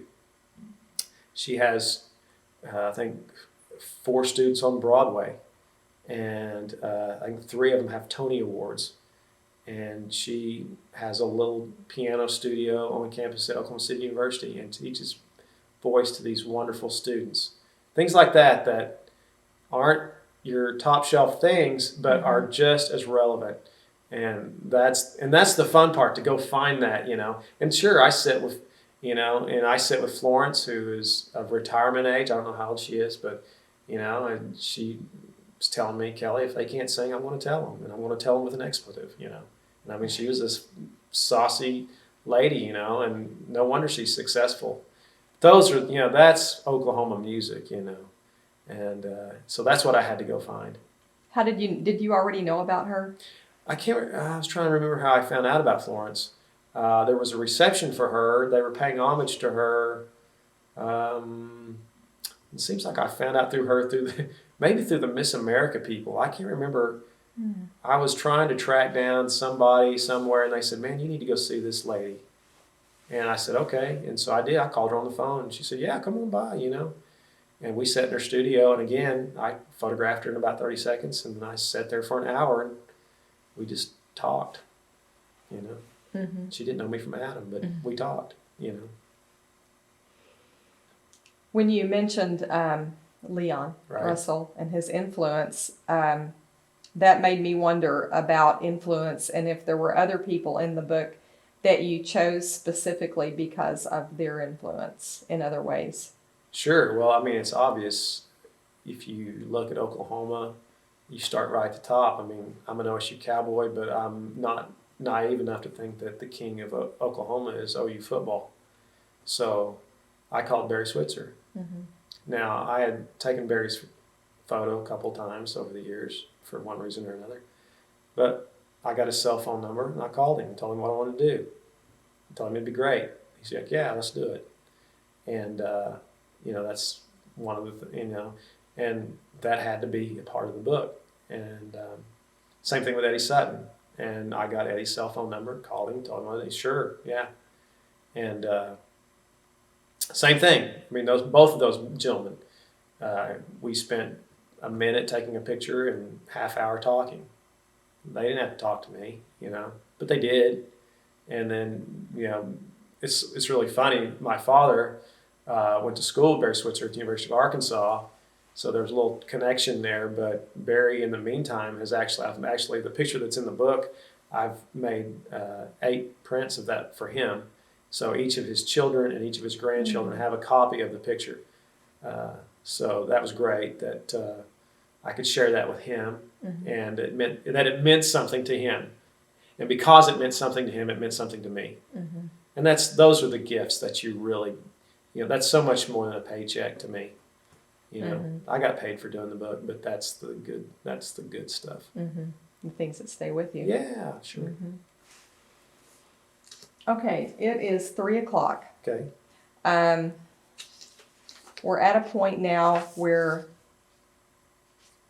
I would just kind of work through the book with you. So Okay. we can stop now It's up to and you. do a third interview, or we can try to keep going. It's I don't have anywhere to go, so it's totally your call. What time do you need to leave today? Probably by 4 at least. Okay. But I don't want to, if the weather gets nasty, I don't want you to be stranded. Oh, I think it's okay.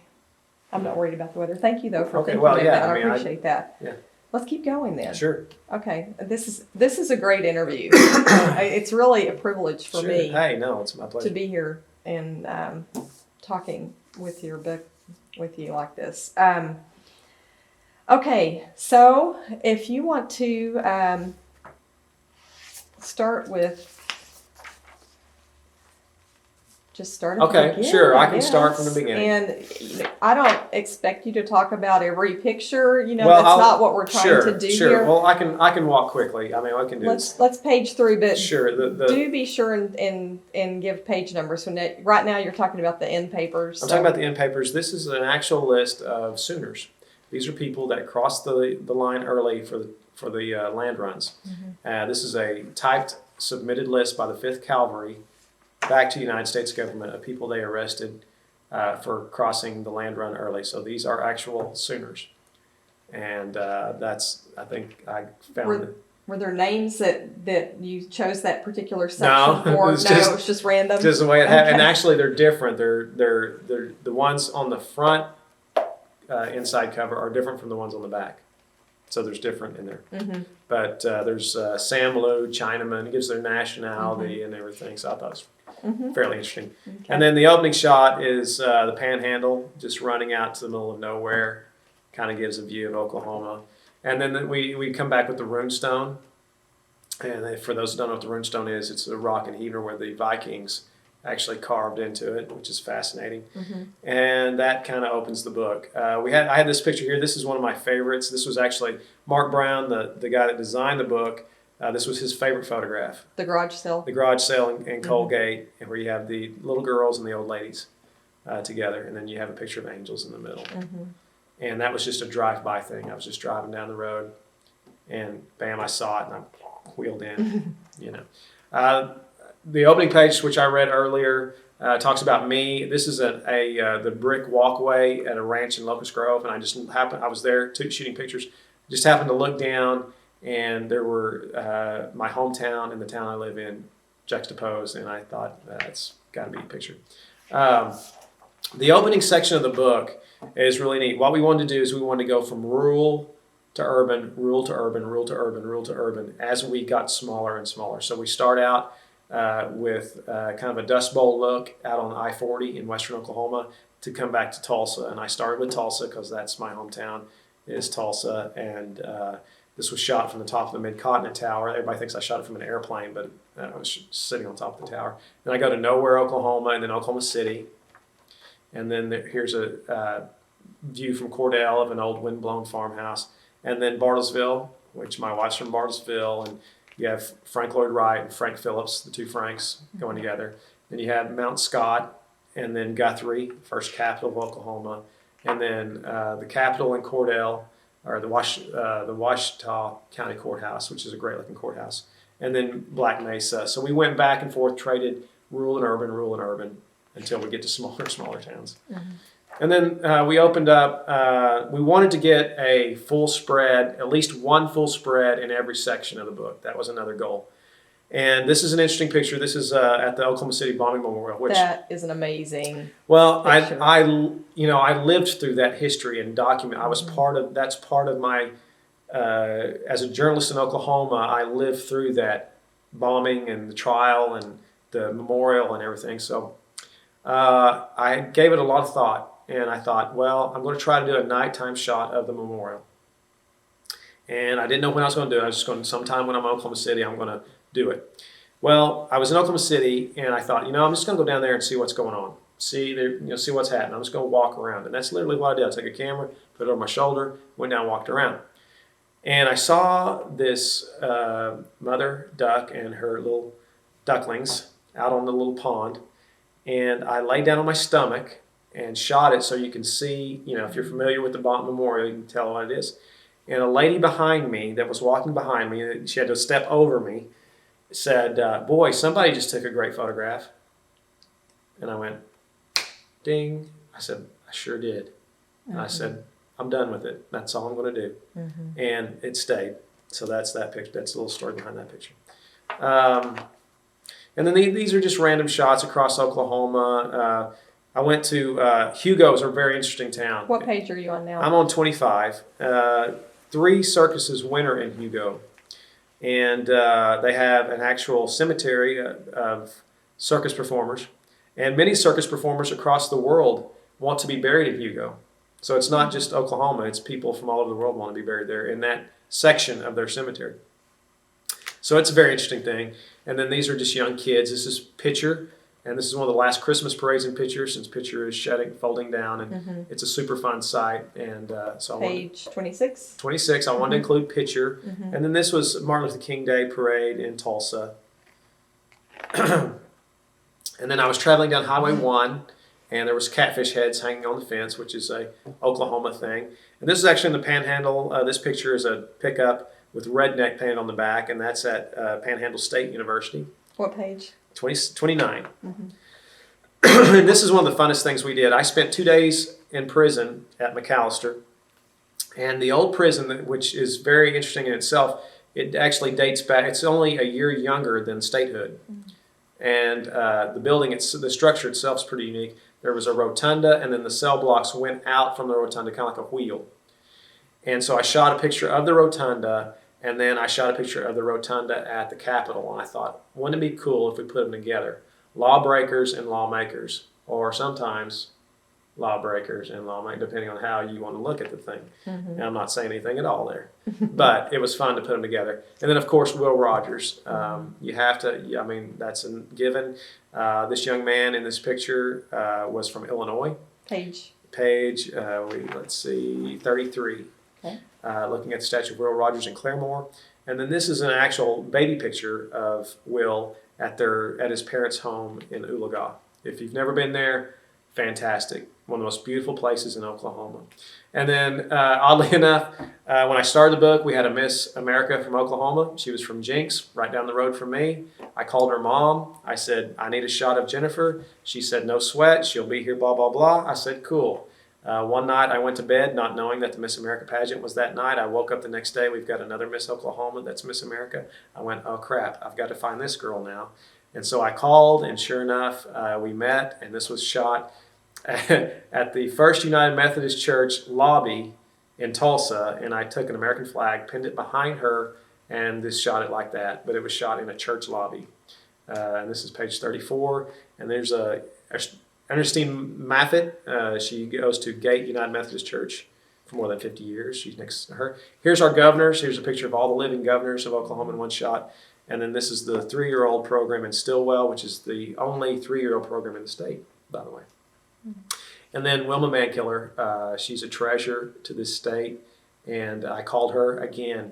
Sure, Kelly. I've photographed her many times before, but she was like, sure, why don't you come on out to the house? And she lives on their original allotment from the Cherokee Nation, or overlooking the Illinois River. That's a beautiful shot yes. of her. And she was just as kind and willing as anything. Part of the book was I wanted to cover some of the African-American towns in Oklahoma, there were quite a few that were just strictly set up that way.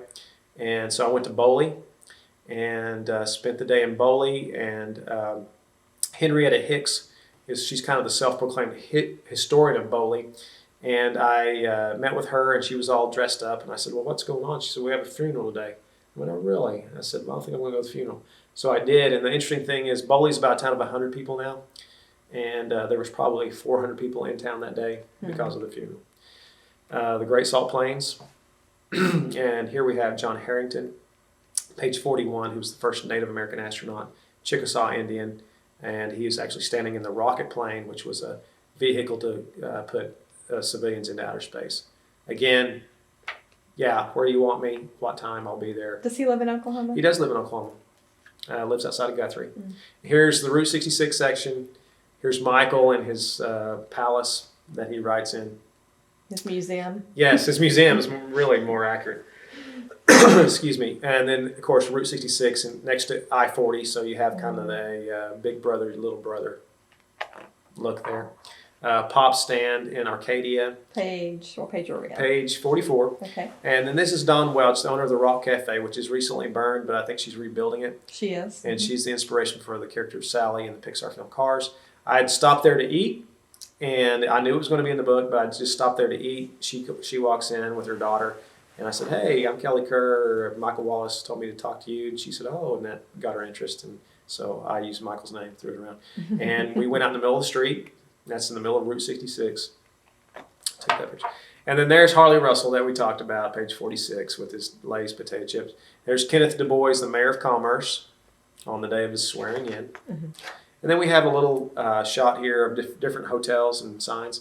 And then I have the round barn at Arcadia, and I've seen lots of pictures of the round barn. It's bright red. I didn't want that. Again, we're taking the obvious and turning on it. It's like, wow, why not do a silhouette of the round barn with the American flag in the corner? And we quoted Michael here. It says, to the east and all the way back up the long, twisty Oklahoma highway through Elk City, Clinton, Oklahoma City, Chandler, Sapulpa, Tulsa, Claremore, and Quapaw, the people who find time wholly sleep like babies. They know the Mother Road is there, old and proud and free. And only Michael could do something like that.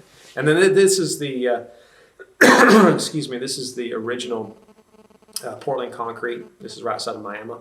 The 8 foot, this is where, or 9 foot, this is where the road is 9 foot wide. It's one lane. Still in use. And then what we found out at the end of the project that I had photographed through all 4 seasons. And so we just put together a page showing the 4 seasons. We have summer, spring, winter, fall, and so you get the full whammy. And then there's part of me wanted to do, this is page 54, I wanted to do the waterways. We have more coastline than the east coast of the United States in Oklahoma. So I did the Illinois River. I went, kind of got down the river, and then this is young man. This man's name is Cliff Richard, and we went sailing on Grand Lake one evening. He was kind enough to take me. So that we're not just the Dust Bowl. We're not the Dust Bowl, no way. Not in eastern Oklahoma. No. Again, we talked about having the camera with us at the right moment. And this is blackbirds in Blackwell, and the sky is just full of blackbirds. And this is from page 57. This is when I spent time in prison talking to the inmates. And then, interesting enough, when I was in the Panhandle, Guyman is now, the majority of Guyman is Hispanic. And so it's kind of changed the culture of the town. And this is a dance troupe, a high school dance troupe that is Hispanic, and they travel all over the country doing Hispanic dancing.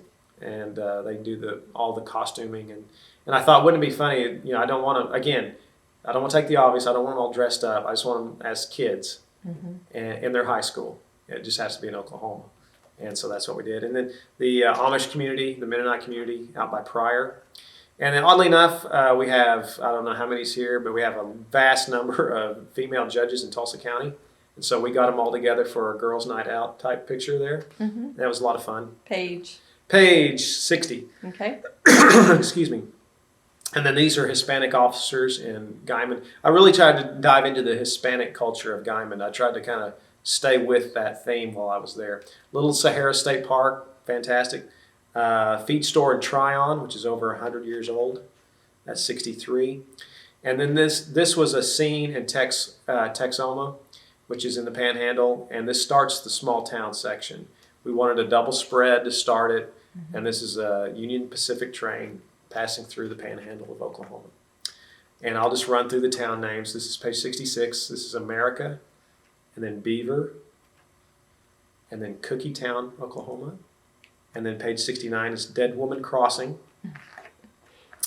And then Eric, and then Frogville is on page 71. And then Gene Autry, Oklahoma. That's an interesting picture there. Yes. For that town. It's actually a scarecrow, and they had a little garden out behind and a little dog standing there. I tried to find, Gene Autry is a very small town now. It was small to begin with. But I was trying to find something unique in the town, and the train runs through, and that's about it. So I was trying to find something unusual there. Here's my picture from Hooker. Here's my ladies from Hooker. And then IXL and Jet, Oklahoma, which is up by Enid for the Vance Air Force Base. Kremlin and Loco. And then what page are we on now? We're on 78, Medicine Park, Oklahoma, which is an interesting little town. North Pole, Oklahoma. We used to have a South Pole, but not anymore. Orlando, which is by Stillwater. Pink, which is by Norman. And then Quapaw, and then Roth. This is my grandfather's barn in Roth. And the K-Bar 4 was Kerr, and then 4 was my grandfather, my grandmother, my dad, and his little brother. Here we have Slapout, Oklahoma. And then Tom, which is the very last town in the very southeastern corner of the state. And then here's Ultima Thule. This is page 87. And Vamusa was my V. The photos really evoke a range of emotions when you look through them. Yeah. I like that about the book too. Yeah, there's no, you have to kind of study each picture because each picture has its own thing. White bead. There were these two little ladies conversing in the back. Well, it's a mother and a daughter. And this lady looked like my grandmother, and I stopped. And so I went to her backyard. I walked into her backyard, and I said, "Hey, I'm Kelly Kerr, and here's what I'm doing." And they said, "Yeah, snap away." What page is that photo? That's 88. And then Yuba. I was actually on my way to photograph the OU Texas game that year, and that's next to I-35 in Bryan County, south of Ardmore. And then Zeb, which is by Tahlequah. It's just there's only a little gas station there, I think a tire fix-it shop. And then that's our small town section. And then 91, here's close to the Panhandle. Here's where the Santa Fe Trail crosses through Oklahoma, part of our history. And then part of our Native American heritage. So I'm kind of doing Indians and cowboys. So here's my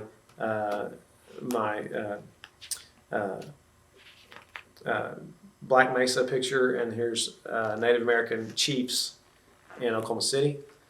And then here is Anadarko, and this is interesting. This is an old jail in Dewey, Oklahoma, which is where my wife is originally from. And this was the jail Tom Mix used.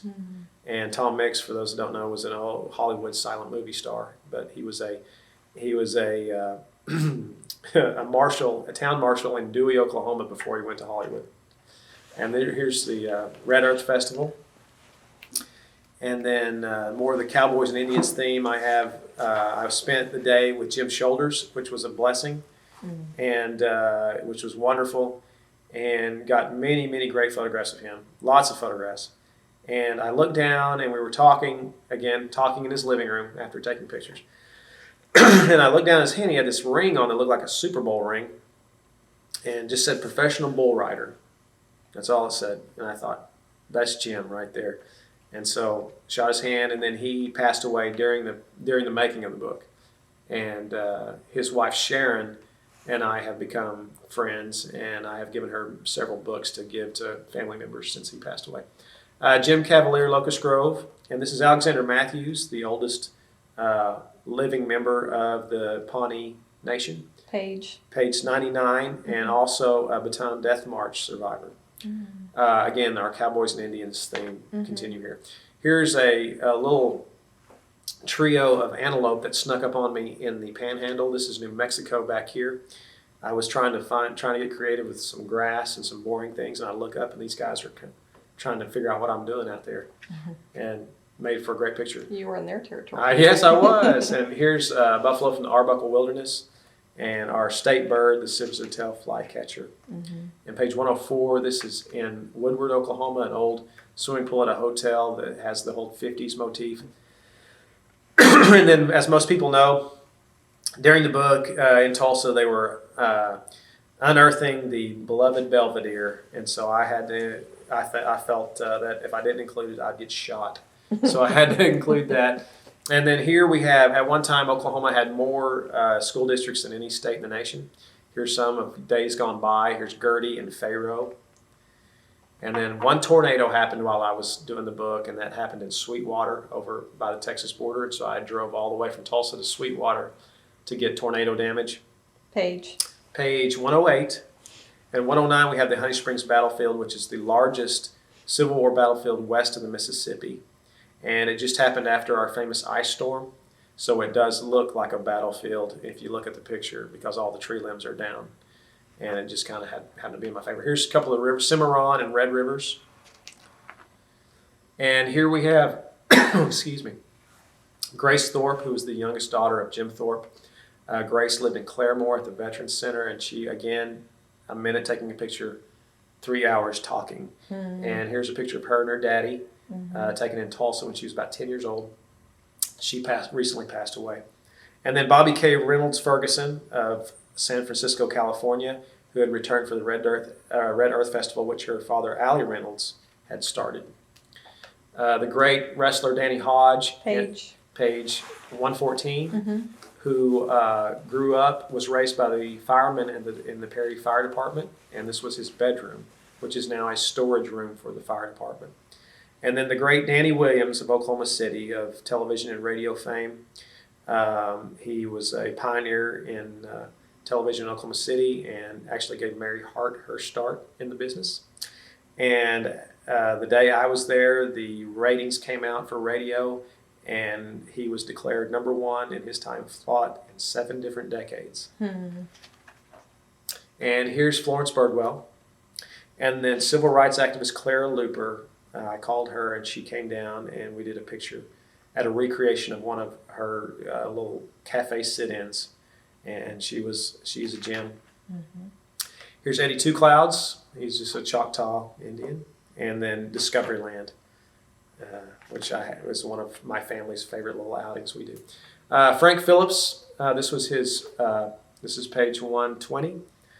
This was his poker table at Woolarock, his ranch north of Bartlesville, where at this table he won and lost the Ringling Brothers Barnum and Bailey Circus on one hand of poker. Then Sequoia's desk in Salisaw, which he created the Cherokee alphabet, which, I mean, you hate to breeze over those things. But anyway, 122, this is Jack Zink's race car. Jack Zink was a Tulsa businessman who invested in race cars, and then a wheel from the Land Run, and these wheels are 50 years apart in age. The Chat Piles of Pitcher, which actually look like mountains. And then real mountains of the Quartz Mountain area, Lake Altus, Page. page 125. Okay. And then here is Saddleback Mountain, and this is at the Wichita Wildlife area just outside of Lawton, which if you look at it, looks like it could have been Australia for that matter. And then this starts the grave section, and I wanted to start with probably one of the most famous graves from the, which is Bailey Allman's chair at the bombing memorial, and Bailey Allman was the baby that was carried out in the famous Pulitzer Prize winning photograph. And then we go through different graves. Page 131 is Ma Barker's grave, Pistol Pete, Sam Kinison, Wiley Post, Bob Wills, Pretty Boy Floyd, Belle Starr. Do you have other grave pictures that didn't make it in the book? I was trying to think. I want to say there are some just that weren't that well known. There were some Indian scouts that I didn't get to include, and some other graves that, not really famous people, but just interesting graves. Mm-hmm. Like this grave was Perry Maxwell. Perry Maxwell was a golf course designer, and he designed Southern Hills and several other famous golf courses, but he did in the Great Depression. So he designed these championship golf courses in the middle of one of the worst economic times our country's ever seen, which is pretty amazing. He's buried in Ardmore at Dornick Hills Golf Course. He and his family, there's a little memorial up on this little hill. He and his whole family are buried there. What page is that? So that is 133. And then I started a part about faith and religion. My faith is vital to me, and I want to include that. Here is a Islamic center in Tulsa.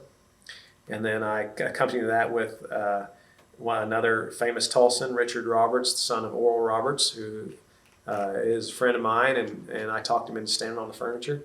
Here's my grandmother's church in Happy Land, Oklahoma. And then these are the 3 Holocaust survivors that live in Tulsa. And this is at the Sherman Miller Museum in Tulsa.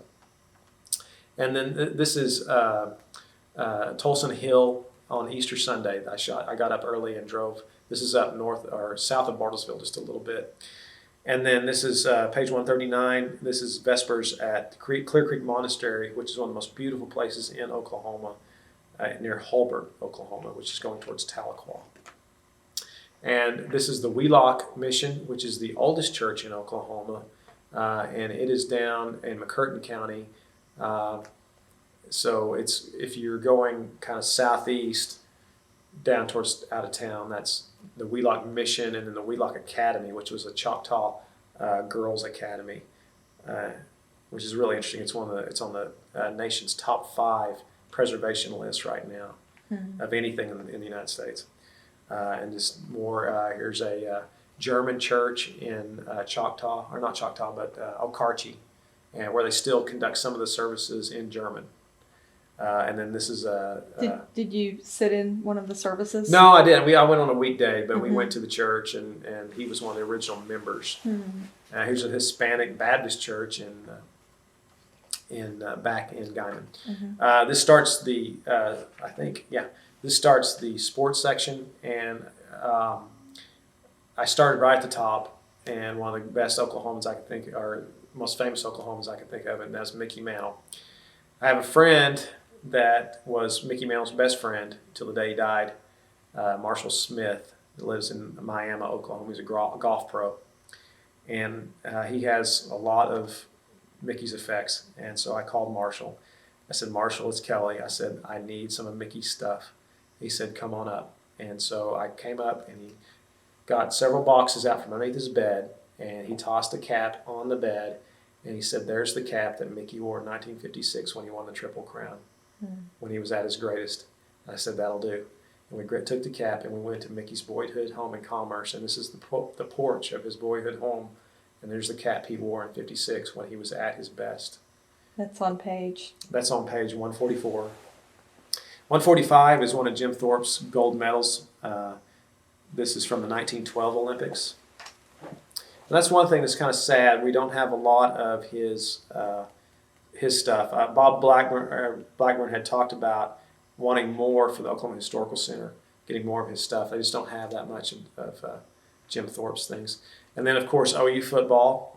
And I've covered a lot of OU football, and I went to the top of the stadium one night in the fall for one game and shot the stadium. And then here's Barry, 16 seasons, 157 victories, 12 conference championships, and 3 national titles. And he loved that picture. Loved it. And then we turned the page to our alma mater, and here is Gallagher Iba Arena. And then Eddie, and then I shot Eddie with a portrait of Coach Iba behind him. And then I snuck into the bathroom and took pictures of students getting ready for a basketball game. And then here's OU fans dressed up for OU games. And then the year I did the book, Tiger Woods won the PGA Championship at Southern Hills. And so here's Tiger. Page 152. Mm-hmm. And then this is the Oklahoma High School Rodeo in Shawnee every year, page 153. Johnny Bench is another famous Oklahoman who was baseball fame with the Big Red Machine in Cincinnati. This is Johnny Bench Field in Binger, Oklahoma. And then I called Shannon Miller, and I said, my name's Kelly Kerr. She lives in Florida. I said, I'm doing a book on Oklahoma, and it wouldn't be the same if you weren't in it. And she said, I will be at my parents' house on this day. If you come, we'll do it. And I said, great. She brought all of her medals that she had won in her entire Olympic career with her. We went to the gym in Edmond where she trained. These little girls were actually taking gymnastics lessons. She showed up. You would have thought the Pope walked into the room. So I decided to include all of them into the photograph with Shannon. And that she was very generous. This is the section that starts out about food in Oklahoma. Okay, time out Okay. right here. I think my tape is running low. Yeah. Okay, this is tape 3, interviewing Kelly Kerr. Today's March 27th, 2009. Okay, Kelly, where are Okay. we in the book now? We are on page 156, which starts the section on food. And I like to eat, so I had to have food in there. I start out at my favorite restaurant in Oklahoma, which is the Roundup Cafe in Welika, Oklahoma, which oddly enough, 3 weeks ago burned to the ground. And hopefully they'll rebuild, but I don't know. But they're famous for their chicken fried steak, which is about the size of a manhole cover. I shift over into hamburgers, and I use the McDonald's on the Will Rogers Turnpike, which was once the world's largest McDonald's. And then I back that up with hamburgers at Folgers Drive-In in my hometown of Ada, Oklahoma, which they've been cooking burgers there since 1935. And then we go to a Hispanic restaurant in Guyman, run by a family. And then one of my favorite stories in the book is I wanted to include Krebs, Oklahoma, in the book, and the Italian community there. And growing up in Ada, it was always a treat to drive over and eat at Pete's or Giacomo's or any of the restaurants over there, and had been familiar with that. And I was going through McAllister during the day, and the only restaurant open for lunch is Giacomo's, so I called, and a little lady answered the phone. She said, sure, come on by, and that'd be great. And so I did and shot some pictures, and I walked in first, and I said excuse me, I introduced myself, and she said, well, my name's Dora Lee Giacomo. And I said, oh, great. And looked to be a lady, late 60s, early 70s. And so I told her what I was doing, and she said, great. And I said, where do you fall in the lineage of the restaurant? And she said, well, my daddy started it. Oh, that's super. And she said, do you want to meet him? And I said, well, I sure do. And so we go into the kitchen, and here's Nick Giacomo. He's 94 at the time, hand-rolling meatballs for the restaurant. And so I took his picture, and just a great shot of him. And I was so tickled. I didn't even bother taking any more shots. I just ordered food, ate, and I ran back to Tulsa to Mark, and was so excited about this photograph. And when he saw it, he said, oh, that's priceless. And so it's one of my favorites. What a treat. What page is that one? 161. And then 162 is Wild Horse Mountain Barbecue, which is south of Salisaw. If you've ever been there, Been there many times. Many times, Mm-hmm. and it has a very colored history of different things. And this guy that Bill Holman, his father, started. And back here in the background is his father eating with Johnny Paycheck's band, because a lot of bands would stop there off of I-40 and eat. Next to that is Ishan's Bar in Okarche, which is the oldest bar in Oklahoma, famous for their fried chicken. You walk in and that's what you get, is fried chicken. It's fantastic. And then the classic Mears burger, if you've ever been to Mears, Oklahoma, in the Wichita Wildlife Refuge, they're a longhorn beef burger, which are fantastic, served in a pie pan, so they're good size. And here's more Wild House, or Wild Horse, close up. And then this is a full-page picture of on the tall grass prairie north of Bartlesville, which is one of my favorite places in Oklahoma. Now, on 168, I went on a horseback cattle drive in western Oklahoma, the Great Western Cattle Drive, or Great Western Trail Drive in Dewey County, which is kind of out by Woodward. And it was a great experience. Weather was fantastic. And then we, again, just for fun, we juxtaposed it to a picture of the OMRF, which is the Oklahoma Medical Research Foundation in Oklahoma City, who they study Alzheimer's diseases and things like that. So just the technical aspect thrown in with the lazy cowboy was just a great thing. And then page 170 is the Ouachita battlefield where General Custer slaughtered the Cheyenne. And this is the knob where he stood, supposedly, when the battle occurred. And then the Carnegie Library, where Oklahoma's first governor took the oath of office, and that's in Guthrie. And then just different signage. We had some real interesting signage. And so I have the grain elevator and corn. Page. 172. Okay. And then the 45th Infantry Brigade badge, the Thunderbirds in Cushing. And then 174 starts that segues into the military section. I'm a son of a military man. So I wanted to pay homage to the military. That's kind of where my Veterans Project grew out of. So I went to boot camp. Part of the deal is I wanted to experience boot camp. So I went to Fort Sill, went to boot camp, and these are all shots from Fort Sill. Were you there several days? Yeah, I was there about 3 days. And these pictures are all there for, these guys have all served in Iraq by now. And then it shifts to our history. These were the barracks at Fort Towson down southeastern Oklahoma, and this is where the last Confederate general surrendered the Civil War, was at Fort Towson. This is Fort Gibson by Muskogee. This is actually the only thing left of the original fort, and this was the commissary or the general store of the post. And I actually have a list of items you could purchase at the store pre-Civil War, and they go from Cuban cigars to wine, to smoked salmon, to pocket knives, fishing tackle. Depending if you were an officer or an enlisted man would depend on what you could buy. And you could they say that you could judge a man's pocketbook by how nice his pocket knife was. If a guy had a knife, it's kind of like a car today. If you had a Mercedes, you had a nice pocket knife, you knew you had some money. And if you had a little cheap pocket knife, then you were probably an enlisted man. And here's some more of the military. This is a Native American Marine. And this is a recreation of the Buffalo Soldiers. What pages are we Page at? 179. The Buffalo Soldiers actually built Fort Sill, so it's part of our history. And in 2007, when I did the book, was the 20th anniversary of the AWACS planes at Tinker in Midwest City. So I wanted to throw a part of that in there. And then I wanted to include an Oklahoma veteran from every war. So I started with World War II.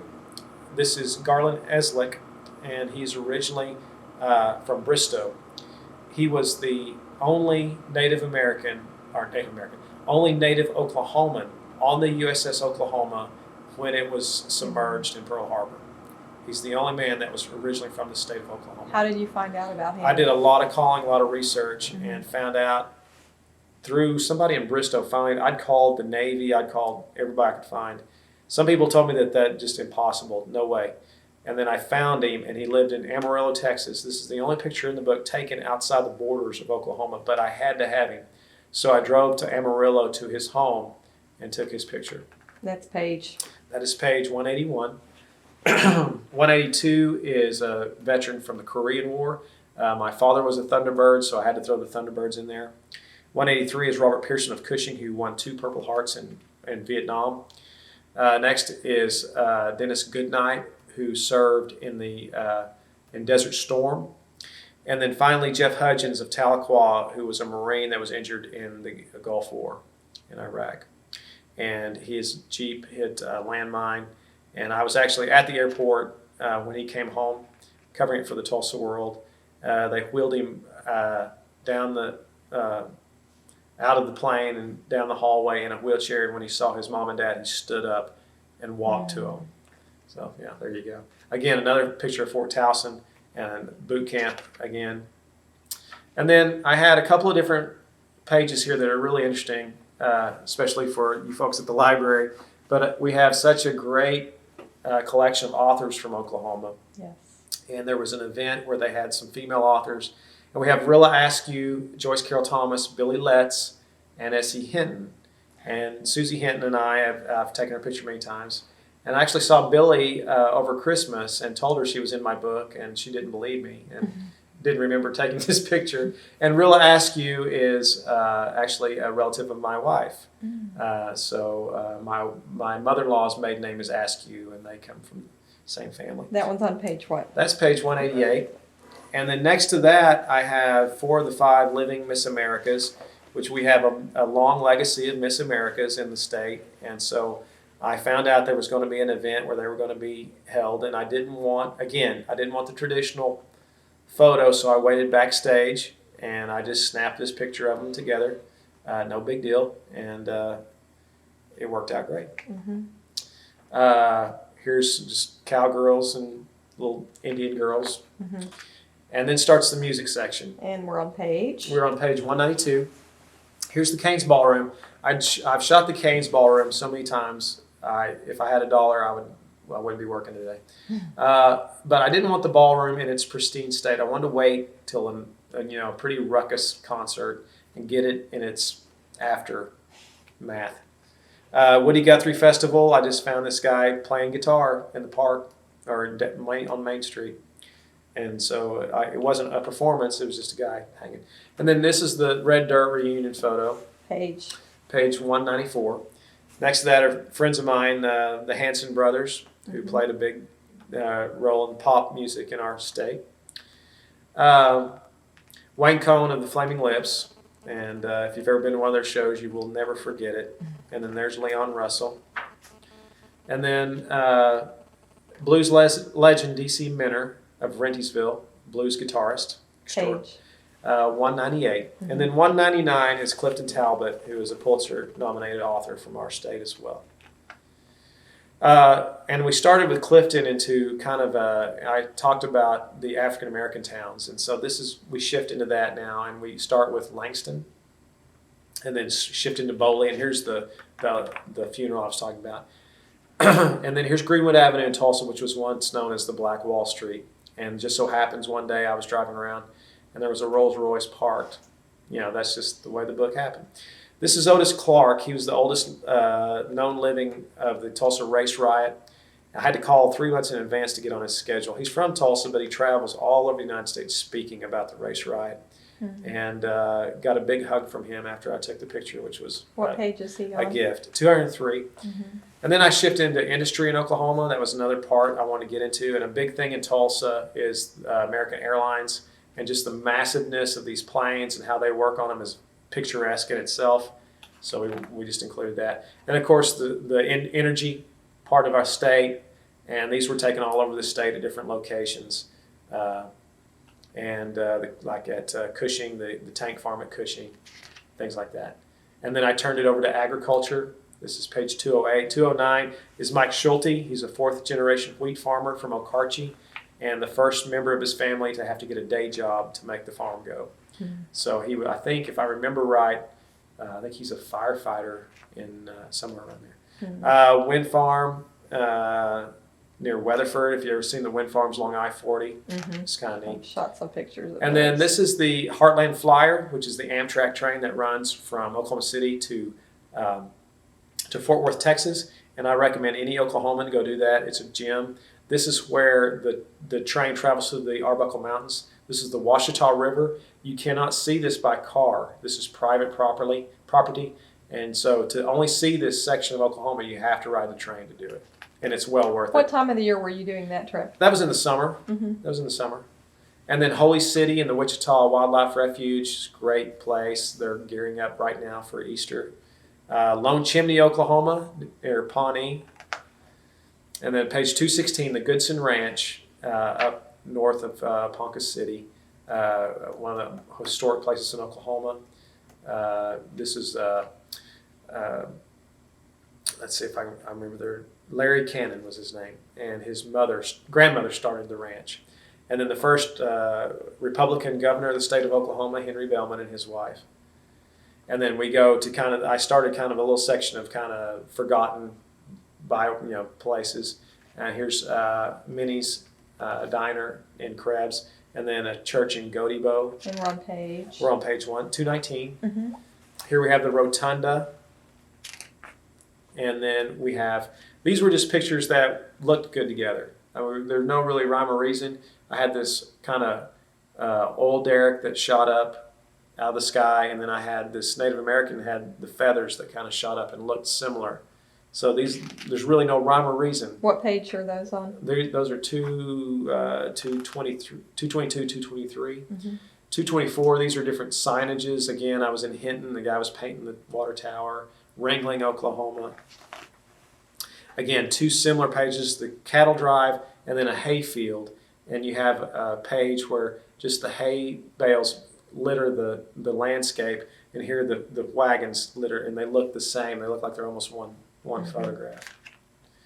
On 228, 229, this is my grandmother and grandsons, and my grandfather and granddaughters. I was looking, during 4th of July, I was looking for a fireworks stand, and we have all these big mega stands, but I wanted a good mom and pop stand. And so I was driving through Harjo, Oklahoma, which is by Seminole, and there was a sign that said fireworks and cucumbers, and I said, that's my stand. And again, 60 seconds taking the photograph. 2 hours later, I leave, talking to this grandmother and her grandsons who work it. This was shot in Sperry. This guy started gardening with his granddaughters just for fun, and they've made so much money in the summertime gardening that he's paid for their college already. Wow. Again, I had to have high school football, Friday night football as part of Oklahoma, and so I had to go to Morrison. I had to go to where they win them all. And I grew up in a town that won them all, but Morrison really won them all. And so, and as a matter of fact, they won the state championship in 2007. Statues, here's the Guardian statue on the Capitol, and Chief Bacon Ryan, which is Osage Chief. Page. That's, Where are we? we're at 234. Okay. Again, the Heartland Flyer, Mm-hmm. breakfast on the Heartland Flyer. These are little kids here, and the Will Rogers Fly-In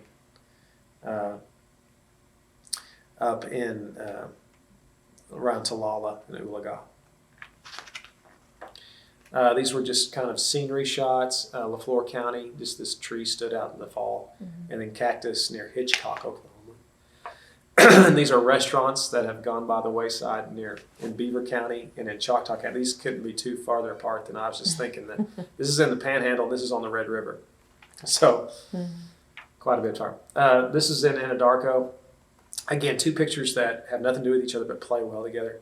I was driving through Cookie Town and drove into a little town called Temple, Oklahoma. And as I was driving, a little girl was walking out of a little house, a little parsonage, into this church in a full wedding gown. It was a Saturday afternoon. Man, I hit the brakes, pulled the car over. I'm in shorts and a t-shirt. I'd been trudging through some fields, all sweaty on a summer day. And I told her, I said, my name's Kelly, real quick, I know you're getting married. My name's Kelly Kerr. I'm doing a book on the state of Oklahoma. Can I take a picture? She said, yes, you can. And I went, snap, one frame. So I said, thank you very much. Go get married, live the rest of your life. And so Wedding Crashers, I did Wedding Crashers for the book, page 241. So her wedding day is in the book. And these are my little Native American boys, one from the Red Earth Festival and one from Pawnee. And this is interesting. This is Highway 412 as it runs through the Gloss or Glass Mountains, depending on what you want to call them. And then this is the Broadway extension going into Oklahoma City. So two roadways, one urban and one berry. So you get the full flavor of Oklahoma 2 shots. This shot, I just saw these cows. You see this is a very typical scene in Oklahoma. The cows get hot in the summertime and get down in the water. And then I did the shot at Lake Texoma of boys playing in the water. So we put those together.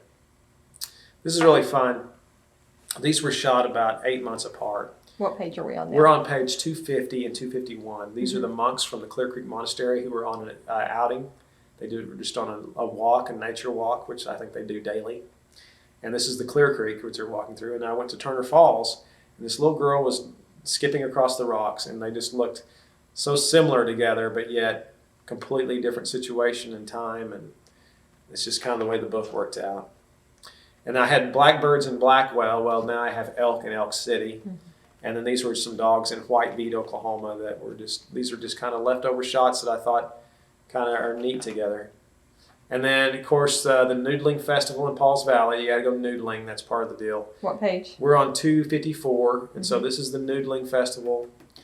And then I have a catfish sign. So, why I shot a picture of a catfish sign, I have no idea, but it just worked out. Did you try the noodling?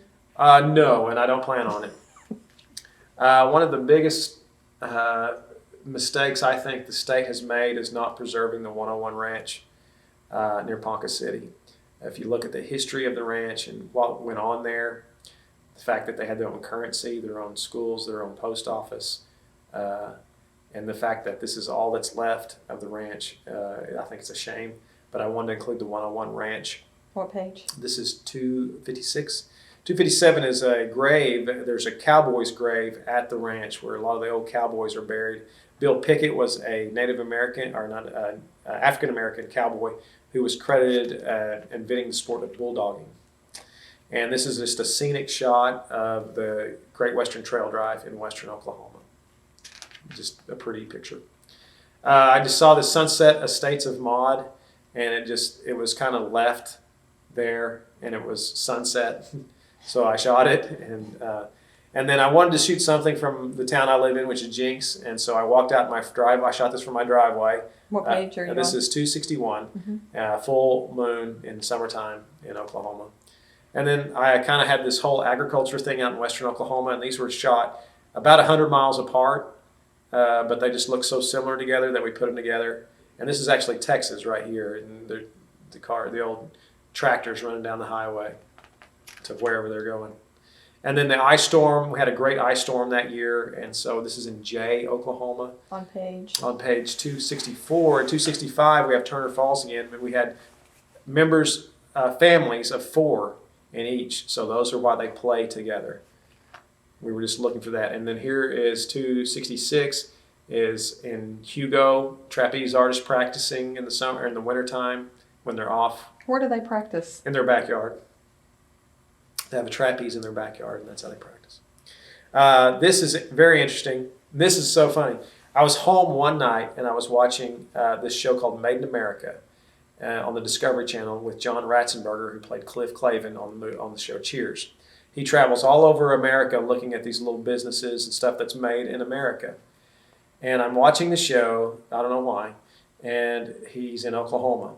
He's in Shawnee at the Roundhouse Overall Factory. And I went, dadgummit, I got to go there. So I called Jim Antosh, who owns Roundhouse Overalls, and come to find out Roundhouse Overalls is the oldest manufacturer in the state of Oklahoma still in existence, over 100 years old. So it's the oldest manufacturing firm still left in Oklahoma, or still going, established in 1903. There was actually 3 different railroads that ran through Shawnee at one time, so they invented a company to make overalls for the 3 different railroad companies and made a killing and are still in it. What page is he on? That's on 267.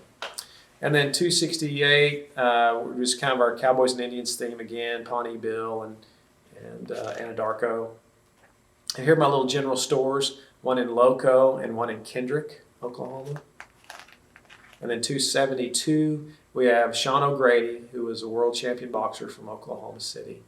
And for some reason, I heard him on the radio. I was driving through Oklahoma City. He was on a sports talk radio show. And I went, Sean O'Grady, man, I haven't heard that name in forever. I thought, what is he doing? So I called somebody that knew him, got in contact with him. He goes, yeah, I operate a little gym up in Capitol Hill. And so I went up there to the gym and shot his picture. Then some guy that just what did you think of? But he was world champion lightweight boxer, and was very popular, I think in the 70s and 80s, when he was coming through.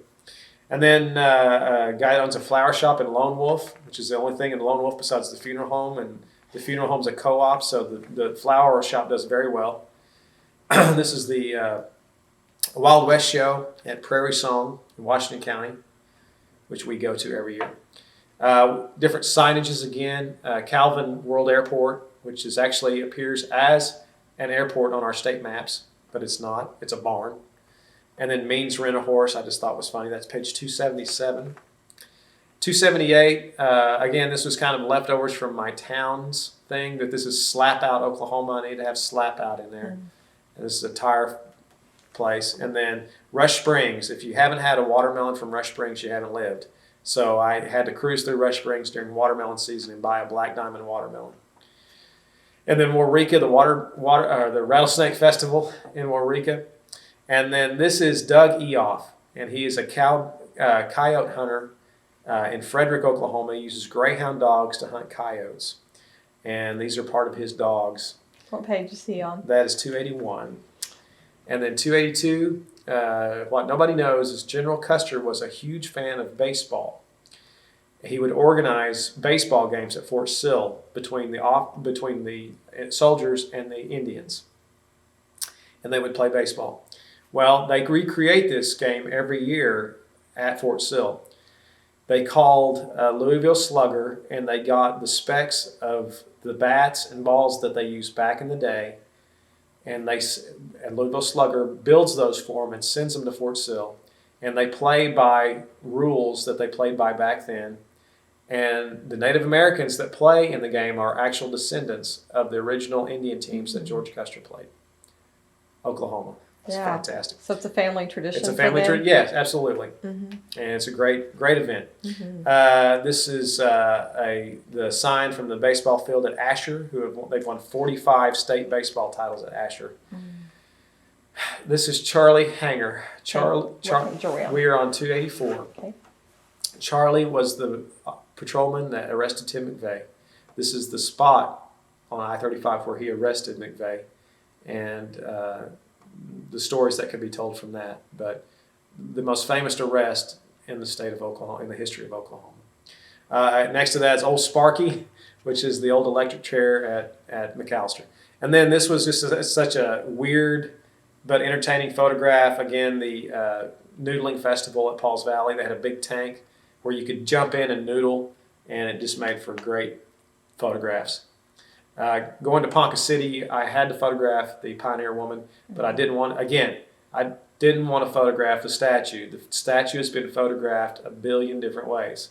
It's not me. So I drove around town, and I found a used car lot that was not used anymore. It was just an empty lot. But there was an old neon sign that it was like Pioneer Woman Automotive Sales or something like that. But this great neon sign with the Pioneer Woman on it. And I thought, that's me. That's this book. And then again, a little family picnic in Vian, Oklahoma, page 289. 290, I went to Fort Gruber. The 45th Infantry in Oklahoma was training to go to Iraq. And there's a fort, and I can't remember where it is, maybe in Louisiana, that actually trains actors to come in and portray Iraqis. They use Iraqi, they speak Arabic, and they train with them. So they bring them in, and they actually have to interact with our soldiers. And so I shot the training. And this is just graffiti in Oklahoma City that says, God bless America and me too. That's 291. 292, a picture of Jim Shoulders riding off the pasture. And it just had to be the end of the book for me. That's just a great shot too. With this dog. And then this is the Trails End restaurant. So we have the Trails End here at Custer City, Oklahoma. And I put Happy Trails Jim at the end of the book. And then here we have, this page was actually built by a gentleman named Dave Carman. And by the end of the book, I had a desk full of mementos and cards and letters and press passes and little things that I just collected. And I took them all in a big group. And I walked over to Dave's desk and I said, Dave, could you build me a double-page spread of my mementos from my book, and that will be the final page of the book. He said, yeah, it'd be my pleasure. And he put this all together in Photoshop, and it's got things on it like the pen I used. Here's the notebook I talked about and the map. Here's the speeding ticket I got in the Panhandle. Here's my neckerchief or my scarf from the Great Western Trail Drive, which was when you sign up and pay, they give you the scarf, and that identifies you as a member of the trail drive. Here's my ticket on the train to go to Fort Worth. Here I'm in basic training. Here's my twins. Some of the food. This is the bed I slept in on Route 66. So just different things across the state. And then I have an acknowledgments page, which I kind of talk about a little bit. Not, if you don't mind, I'd like to read this too. That'd be great. This book was never intended to be an Oklahoma history lesson. It does not begin to expose every nook and cranny within our borders. My goal was to photograph the people and places that make up the fabric of our state. At the end of my year-long journey, I realized that Oklahoma is more unique than I ever imagined. I want to dedicate this collection of photographs to my kids, Julie and John. May you always embrace your Oklahoma heritage. And then I go on to thank the people that, some people that have passed on. If I look here, I look at people like Luella Fowler, who was my high school journalism teacher. Just different people like that may not have had a direct influence with the making of the book, but influenced me. And so those are the things you want to think about. You don't want to leave out. And those are the hard ones. But some other people that helped with the book that I see here, Jim Argo was a former director of photography at the Oklahoman, who photographs the state as well. And he helped out in so many things. Department of Transportation, Oklahoma History Center, Department of Agriculture, Department of Corrections, Oklahoma Space Industry Department, Highway Patrol, the 45th Infantry, Fort Sill, Tinker Air Force Base, Camp Gruber. It just goes on and on and on and on and on. So Miss America pageant, Rocket Plane Limited, Southern Hills Country Club, Oklahoma Medical Research Foundation. There's really, I thank Dave Hill, who was the guide that led Mark Brown and I through the over Highway 1, which runs over the Talamina Drive. And he just happened to be there one day, and so I thanked him for spending the day with us.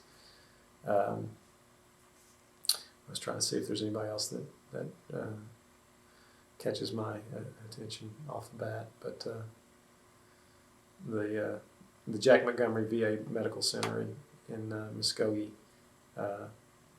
American Airlines, Carson and Barnes Circus, Cliff and Marty Richard, who took me sailing. And I also thank anybody who dialed a cell phone, wrote an email, or said, hey, you got to check this out. So, yeah, that's it. That's it. Could you replicate this kind of project in another state? No. Why not? You can come close, but I just don't see it. You personally? Me? Mm-hmm. Oh, no way. Because? I'm an Oklahoman.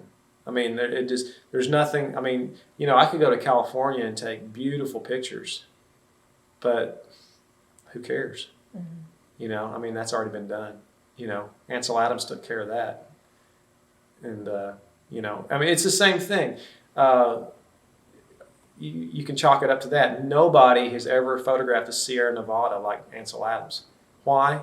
Because he was a Californian. I mean, the Sierra Nevada was part of him. He loves the Sierra Nevada. And nobody's ever photographed that place like he has. It's the same thing. And I'm not Ansel Adams by any means, but I can understand how he felt and, what that brought out in him, Are there other photographers that you admire their work? Yeah, but it's all over the book, and I don't really, I like different photographers for different reasons. I like a lot of the Rolling Stone photographers, that's kind of my thing. But then, a lot of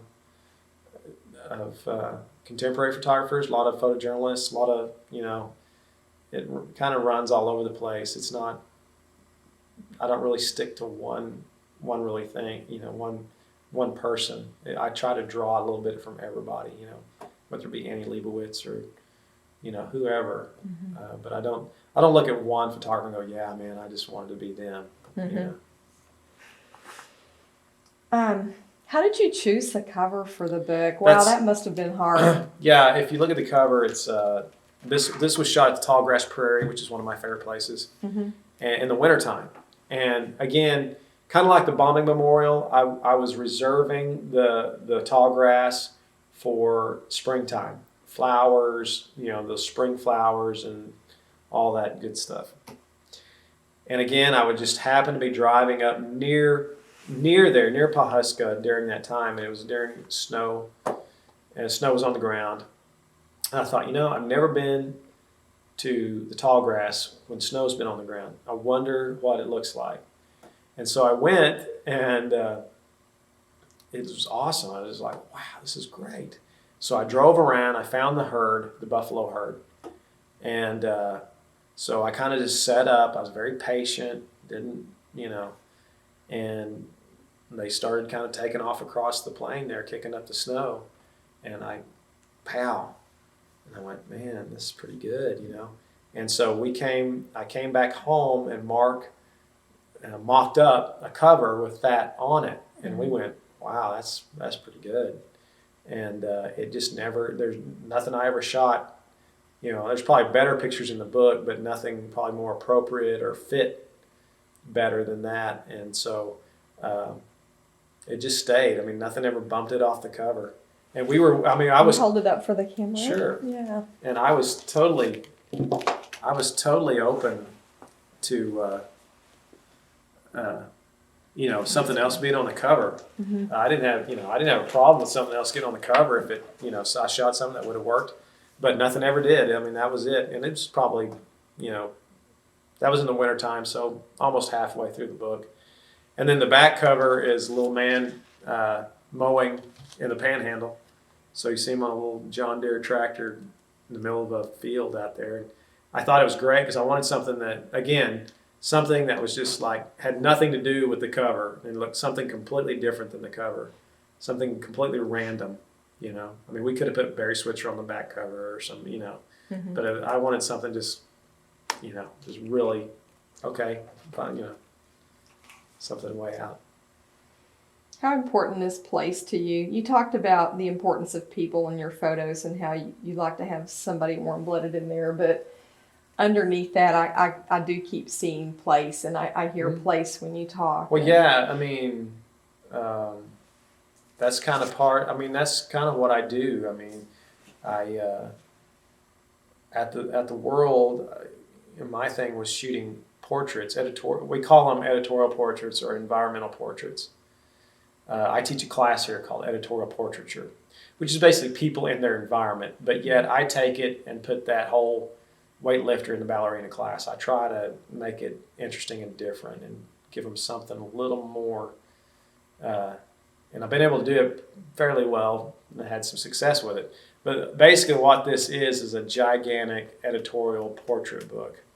I mean, there's some views and vistas in it, but it's mostly people in their environment. So, yeah, I mean, place is vital. Mm-hmm. It's vital. And,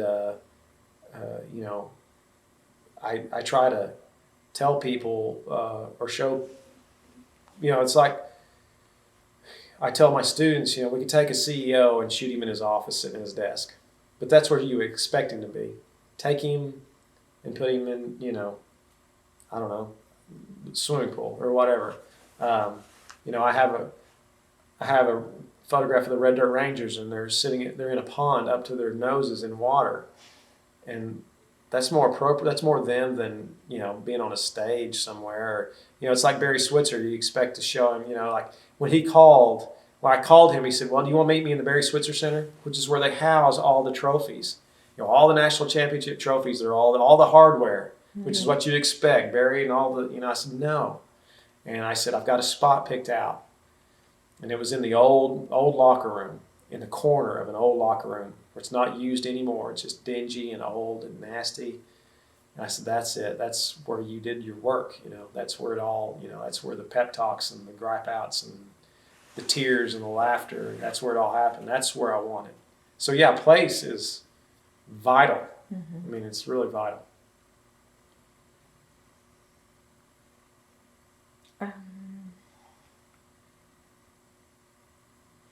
Okay, you touched on putting the book together, the layout, the captions. How long did that process take?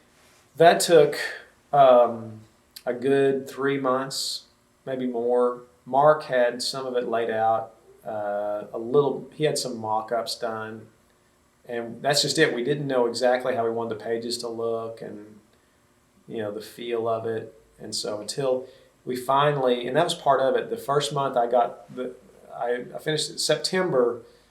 I didn't go back. I didn't go back into shooting immediately. I stayed in the office and with Mark, and we kind of nurtured the thing and tried to get it, because once we decided on what each page would look like, then he could start doing his thing.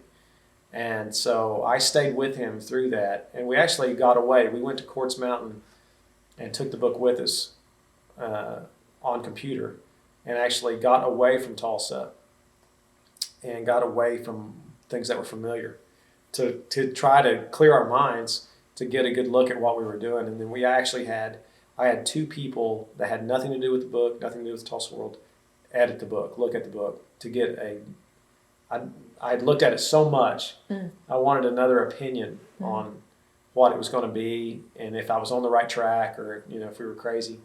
But the book would have never happened or been what it had been if it had not been for Mark Brown. Mark Brown, he and I say we were joined at the creative hip. We're relatively the same age, and we think alike, and he's a brother. I mean, he's just a brother to me, and he has the same passion and love and drive and appreciation of the things I do, but before we even started the book, we were on the same page. We were driving the same direction at the same rate of speed, in the same kind of car, listening to the same kind of music, and I can't thank him enough for the work he did, because he fretted over things that I didn't need to, like the type size, the font style. He made the paper spend $500 to buy the font for the book. I mean, little details like that I wouldn't even consider. But he was like, no, it just reads so much better if you just, I'd be like, okay, whatever, dude. And he'd be like, no, you have to do it like this, and it has to look like this. And then he went, to the Tulsa World and said, listen, you got to buy this for this book. We have to have it. And that's how he would say it. We have to have it. If we don't have it, we're going to die. And they did. I mean, they bought it. Uh-huh. And they bought the font for the book, and then he would get paper, and he would feel it. He would feel paper, and he'd go, I'm thinking this. What do you think? I'd be like, oh, okay, whatever. He'd go, no, he'd go, feel it. And I'd be like, it's paper. But he would his soul, he would search his soul. He was feeling the book as I was feeling the book. And he would appreciate his appreciation of what I was trying to do meant more to me than anything, because he knew what I was trying to do. And then that's why I wanted him to go out and participate a little bit as kind of a reward, but yet I wanted him to really get down in the gutter with me and crawl around. It's like, I'm never going to compare myself to a soldier, but it's kind of like warfare. You want the guy down in the bunker with you, fighting it out. But he put it together with love and dedication, and man, he's fantastic. Fantastic guy. Still works. He's an editor at the Tulsa World, and super man. So was it intense putting it together at times? Yeah, it was. I mean, there was times when I was worried, and I wanted it to look a certain way and be a certain way, and then finally you just have to kind of. It's like, I guess it's like sending your kids off to college or marrying off your daughter. Finally you just have to kind of let it go, and we did. We got it to the point where we thought we had it nailed. And we had looked at it and looked at it and looked at it and looked at it and looked at it. I'd never been through anything like that in my life. And again, my family's hadn't seen it, and so I wanted it to be right. I wanted to think of everything I could think of, thank everybody I could think of, talk about everything I could think of, and then finally we FTP'd the copy and the pages to the printer, and so we set up a computer in the corner of the newsroom, and we loaded the book onto the computer, and we dialed up the IP address, and he said, "You ready?" And I said, "Yeah." And we hit the enter button, and it uploaded to the printer, and that was kind of ceremonial for me and him. Nobody knew what we were doing, but that's, and so it took a good 5 hours to upload the book to the printer, but to hit the return button, that was we're sending it off. And so that was kind of, for me and him, it was, that was our baby kind of going off, And so it was really neat. As I look back on it now, that the Tulsa World left me alone to do it, and it was my call, and I was the general, and I made the decisions. It's very unique, and I'm grateful for them. I'll be eternally grateful for them. But to have a book of my work is really, it's a sense of pride, and to be honored at the OSU Library. I mean, I was talking to my wife afterwards. It's what a great honor that is for a kid from Oklahoma that went to school there to have that done. I would have never dreamed of anything like that, especially leaving OSU, to say, whatever, 15 years later, you would have your work, presented there at the library. It's just, that's really cool. So When the first box of books came back from the printer, where were you? I was driving into work, and an interesting story. I was driving into work. Mark called and said, "Hey, guess what?" And I said, "What?" And he said, "The books are here." And I went, "Really?" So I went to the Tulsa World warehouse and I got one, and to actually physically hold the book in my hand, you couldn't have beat the smile off my face. I mean, I was just elated. And then to take it home to my wife that evening, I called her. Yeah, and she met me somewhere, and I gave it to her. And it was fantastic. I mean, it was a moment I'd been waiting for since the day I started, just to physically put it in my hands. And then what I did is, on Thanksgiving Day of 2007, the book had not been released yet. I had pre-copies of it. And so we had Thanksgiving dinner at my house, and my mom and dad were there. And we all sat down, and I pulled the book out and handed it to my mother.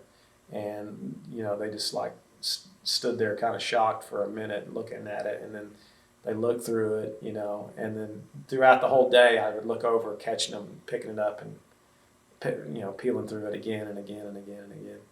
And they've peddled a bunch of them off to their friends, but it's really, it's like I said, I look at it and I think, wow, did I really do that? And, I don't know if I could do it again, the way I did it. I don't know if I have, that much venom in me left, but I'm really proud of it. And I'm sure, like I said, 15 years down the road, 20 years down the road, it'll just mean more and more to me, as I look at it. That's great. Okay, was there an event when the book was released? Yeah, we had several. I've had several book signings.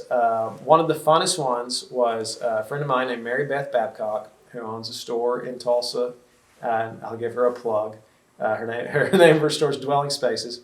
She's a great store, and it's an Oklahoma-driven store. She peddles Oklahoma goods, and it's downtown. And she said, "I want to be the first one to give you a signing party." And I went, "Well, let's do more than that. Let's make it." I had several events I had to go to, but I said, "I want that one to be mine. I want that one to be, if I were to invite all my friends." So I invited everybody I could think of, and I had all kinds of friends there, and it was a great evening. And the Red Dirt Rangers played. I had them come and play music, and we had music, and Michael Wallace, Steve Ripley, icons that I looked up to were there. Friends were there, my children were there, their friends were there, my wife's friends, people that had helped me with the book.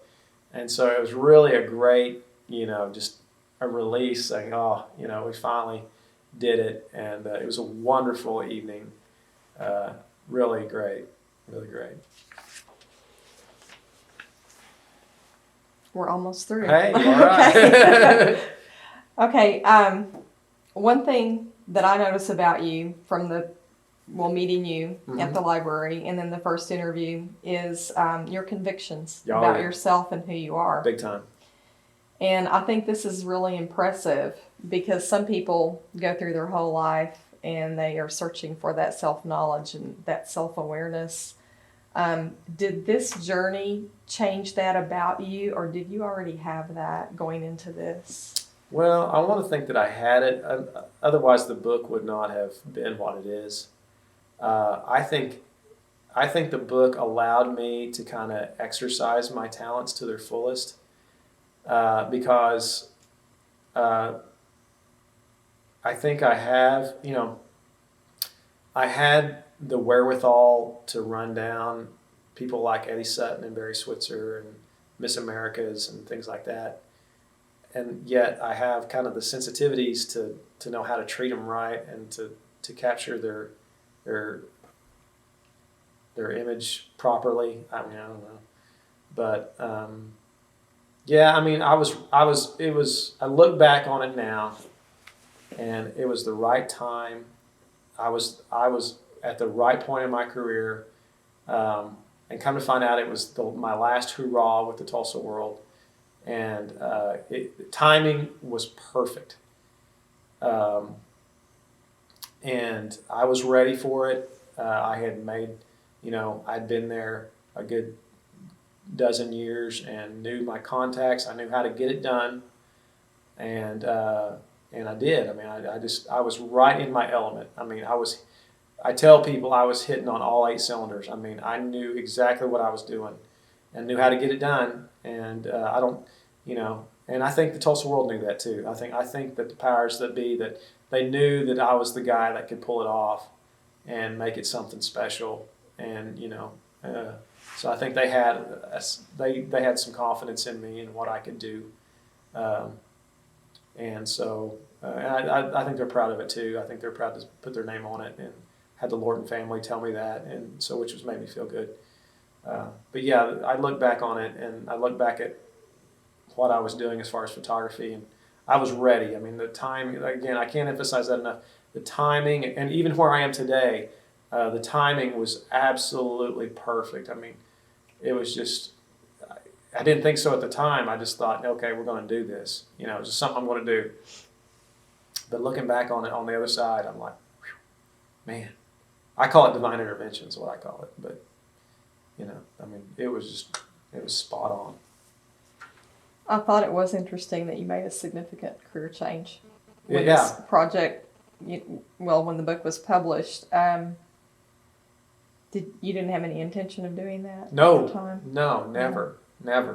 I just thought the book would be published, and I'd just go back to being, photographer, and I couldn't. Mm-hmm. I tried. I did it for about a month and a half, and there was just something wrong. I was just like, I can't. This just doesn't have the same flavor, and something that I had done religiously for years, and it just felt different to me, and I talked to my wife, and she was like, it's funny because she's like, yeah, she's like, quit, hang it up, and I thought, are you sure, and it was just fortunate that our institution was looking for a photography teacher, and I don't consider myself to be an old man. I think I still have some good years left, and but I thought, yeah, that may be phenomenal to do something that's never been done at the Tulsa World, and then walk away. And I left before all the books were even printed, and I'm kind of proud of that now. I look back and I'm like, yeah, I hit my home run, and I tipped my cap to the crowd, and I walked off the field, which doesn't mean the end of something. It means the beginning of something, because now I come down and I pass that on and I create down here, and I still shoot all the pictures. Nothing has really changed or stopped. It's just I don't do daily newspaper work anymore. I do other things. Mm-hmm. It's just I put my energies into other things.